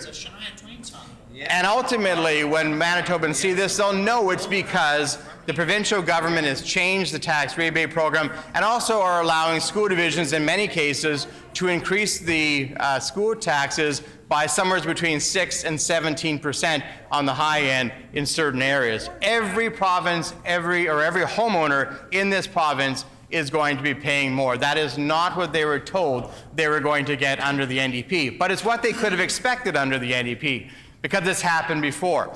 We don't have to look that far back in history when the former NDP government was running deficits of $400, $500, $600 million. Now, one year they incurred a deficit of over $1 billion, but I think that was during the flood year of 2011, so that was maybe a little bit more understandable. This particular deficit that this government is running of $800 million is essentially a natural disaster deficit. It's the kind of deficit that we don't see unless there are significant forest fires or flooding in the province of Manitoba, or of course, a once-in-a-100-year pandemic. So to be running an $800 million deficit at a time when none of those things at this point have occurred should certainly be concerning for Manitobans, because what we saw under the former NDP government when they were last in power is that when you continue to run those deficits of $400, $500, $600, $700, $800 million, ultimately somebody has to pay. They have to pay if there's not economic growth. And in this particular budget, there is no plan for economic growth. So if economic growth is flat and the deficit continues to go up and the debt continues to go up, somebody has to make up the difference. And the difference ultimately are taxpayers. They have to go back to taxpayers and say, we don't have enough money because we're not growing the economy and we're continuing to run these very, very significant deficits. Now, they've started that by going to the homeowners who are going to be getting their bills. And I know this to be true because when my friend from Fort White asked questions about this particular issue in question period, it gets very quiet on the other side. And this is what happens with elected officials. When they know something to be true, they get very quiet. Elected members on the other side, like elected members on this side, are getting emails from their constituents. Their constituents who are saying, I just got my property tax bill. I'm not entirely sure why it's gone up so significantly because it's really been similar in the last few years, but now it's gone up a lot, and I'd like to know why. Now, of course, members on this side are informing them why it's gone up is because in power. And I'm sure that new MLAs and senior MLAs on the NDP side are getting those same emails. And those are awkward conversations. What they need to be telling their constituents is that's going to happen year after year. Every year they're going to continue to see increases as a result of the actions of this particular budget. Now, they might say, well, it's only 1 year and we're in difficult times when it comes to inflation. There's nothing in this budget that indicates that there's any plan for economic growth. There's nothing that indicates that the deficit is truly going to go down. And I know members opposite might say, oh, but we've got this plan and you can see the gliding scale. Looking back at the former NDP government, there was never a budget in the last 6 years under Greg Selinger that they ever met a deficit target. Ever. Not one time. In fact, it became a little bit of a joke even in the media when they would see the budget come down or they'd see a projected deficit because they knew that they were going to miss it by $200, sometimes $300, sometimes $400 million. It was never close. So what was the result of that? I mean, they broadened the PST across a number of different things, so they applied the PST to a number of different items, and then ultimately, Honourable Speaker, they raised the PST by a percentage point, despite saying that they would never do such a thing. But what else were they going to do? If they were going to continue to increase the deficit and increase the debt and not grow the economy, somebody had to make up that difference, and the only somebodies that could make up that difference were Manitobans. So early on in this government's mandate, they are already getting those emails. They're getting those emails from their constituents, and if they haven't got them yet, they'll get them in the next couple of months when those property taxes show up at the mailboxes of their constituents, and they open them up and they look at what they paid last year and they look at what they're paying this year, and they go, why is there a difference? Why is there a delta? Why is there an increase of 1, 2, 3, 4, whatever hundreds of dollars it is? And they might contact their MLAs. And I can see some long faces on the other side already, so I'm sure they're already getting their emails and saying, why is it going up? And I hope that they're honest with their constituents. And I hope they go one step further and are truly honest with their constituents and say, this isn't the last year this is going to happen. Your property taxes are going to increase every year that we're in government, and you and your family are going to pay more every year that we're in government. They can explain that to their constituents. And I think in this time of inflation, and I think in this time when Manitobans are having a hard time making ends meet, it's going to be very, very difficult explanation, and it's going to be 3 years of very difficult discussions with constituents on that side of the House and their constituents, and we'll tell them the good news that there is a better way in the next election. Thank you very much. The honourable member for Kirkfield Park. Thank you. Thank you, Honourable Speaker. I'm so excited to stand up and talk about this wonderful budget. Budget 2024 is here to offer more support and assistance to each and every Manitoban, especially those that need it the most. This budget embodies the spirit of one future for one Manitoba, uniting people with a plan to uplift Manitobans from all walks of life. I think of the good people at Kirkfield Park who opened their doors to me during the by-election and also this past general election. And I feel so honored to represent such a diverse community that really looks out for each other. I've lived in Kirkfield Park for over a decade, and I'm so proud to call it home, raising my family in Kirkfield Park. I love it. What my neighbors told me on the doorstep was how important it was to know that they have confidence in our healthcare system. Many of the residents of Kirkfield Park work at our beloved Grace Hospital. I recall touring the Grace Hospital with the health minister back in November, and just how moved folks were who worked there, and as they saw a compassionate and caring minister who actually took the time to listen to them and ask them questions. We are so proud to report significant progress on our promises, lowering costs for individuals, initiating the restoration of healthcare with additional staff, and establishing a responsible path towards financial balance. I want to talk a little bit about one of the offerings in the budget here that really warmed my heart, and I think it will help a lot of families, and that is the fertility tax credit increase. My partner and I, we went on the fertility journey ourselves, and it was quite a journey and quite an expense for us to have a family, and we're very privileged to be on that journey. And I think that this doubling from 8,000 to 16,000, what that's really going to do is it's going to lift people into parenthood. It's going to make more parents in Manitoba, and my daughter likes to call us a rainbow family, and it's going to create more rainbow families in this province. It's going to help with that. And you know, we went on this fertility journey, and I know we had to save, and we came out on top, which was really great news. And I look forward to hearing from folks who take advantage of this fertility tax credit. Our main goals are to fulfill our commitments to enhance healthcare and reduce expenses for families. After enduring 7 years of cuts, we are now making substantial investments to rebuild healthcare, starting with the recruitment of new staff. Budget 2024 is all about making strategic investments to rectify the repercussions of past cuts with a focus on rebuilding healthcare. We are investing in various areas such as health capital, ER services, and rural healthcare facilities to ensure accessibility for all Manitobans. Under our NDP government, we are dedicated to enhancing healthcare services and addressing the damage caused by the previous PC administration.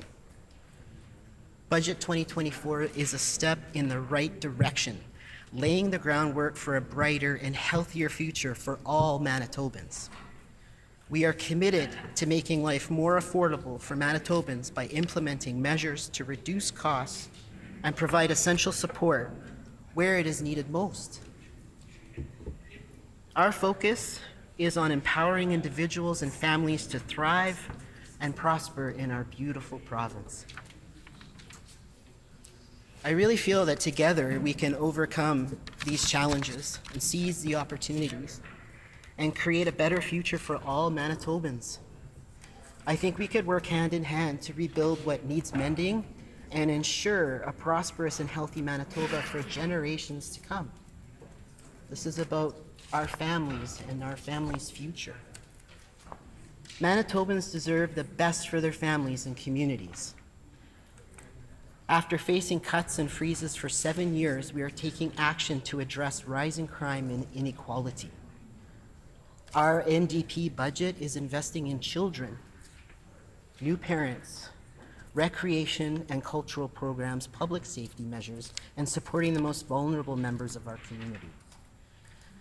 We are dedicated to protecting communities and making Manitoba a better place to live and grow. Starting with a $104.2 million investment in education funding to help every child reach their full potential, including $30 million for a universal school nutrition program. We're putting the end to the freeze on municipalities, providing new funding for recreation, roads, and essential services to help our communities thrive.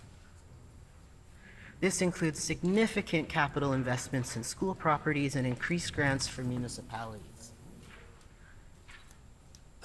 While the previous administration allowed crime to rise, we are implementing practical solutions to keep families and businesses safe. Initiatives such as a $300 security system rebate will make a tangible difference in the safety of our communities. We are committed to ending chronic homelessness with a budget in 2024 providing $116 million in funding for social and affordable housing. Additionally, we are making it easier to build rental housing to keep rents low and removing the PST on all new housing builds. Budget 2024 is focused on investing in Manitobans to promote healthier families and ensure more children reach their 18th birthday. Initiatives include doubling the prenatal benefit, increasing funding for disability services, and investing in protection strategy for Indigenous women, girls, and Two-Spirit people. Our NDP government is dedicated to growing Manitoba's economy by leveraging our low carbon leadership and skilled workforce. Budget 2024 invests in employment skills training, economic reconciliation, and creating good jobs for Manitobans. And I had a great job. Before I had the privilege of serving my constituency. I worked as a correctional officer, and a lot of folks don't really quite understand what the job entails because we work behind the walls. We're not seen. And I was a proud union member as well. And I had my brothers and sisters and colleagues really come together to make sure that we all worked in a safe space. And during my time as a correctional officer, I'm just thinking of this budget 2024, and I was injured on the job while working as a correctional staff. It was a serious trauma injury, and I had to go off work. I had to go on a sick benefit. And there was only a maximum amount of time that I could be off work and be sick. And I had to make the choice of, do I actually get better, or do I, go back to work and risk re-injury? And thankfully, we're bringing in legislation that ups the weeks to match the federal program of 27 weeks. And so I think of those things, folks worried if they can afford to get better, for folks worried if they can afford to go to school and to do things such as that. We're supporting farmers and producers, and it is a priority for us in Budget 2024. My father-in-law was a farmer. He had a hog farm in Rivers, Manitoba, and he worked really hard. Unfortunately, he passed away suddenly from a farming accident, but I know that he would be very proud of what Budget 2024 is, what it means to farmers. We're supporting farmers with investments in business risk management programs and agricultural services to ensure the industry thrives. We're also investing in infrastructure, creating jobs, and supporting childcare spaces to grow our economy. Manitobans deserve a government that works hard to deliver essential services and programs. Budget 2024 focuses on improving government services, including implementing plastic health cards, reducing wait times,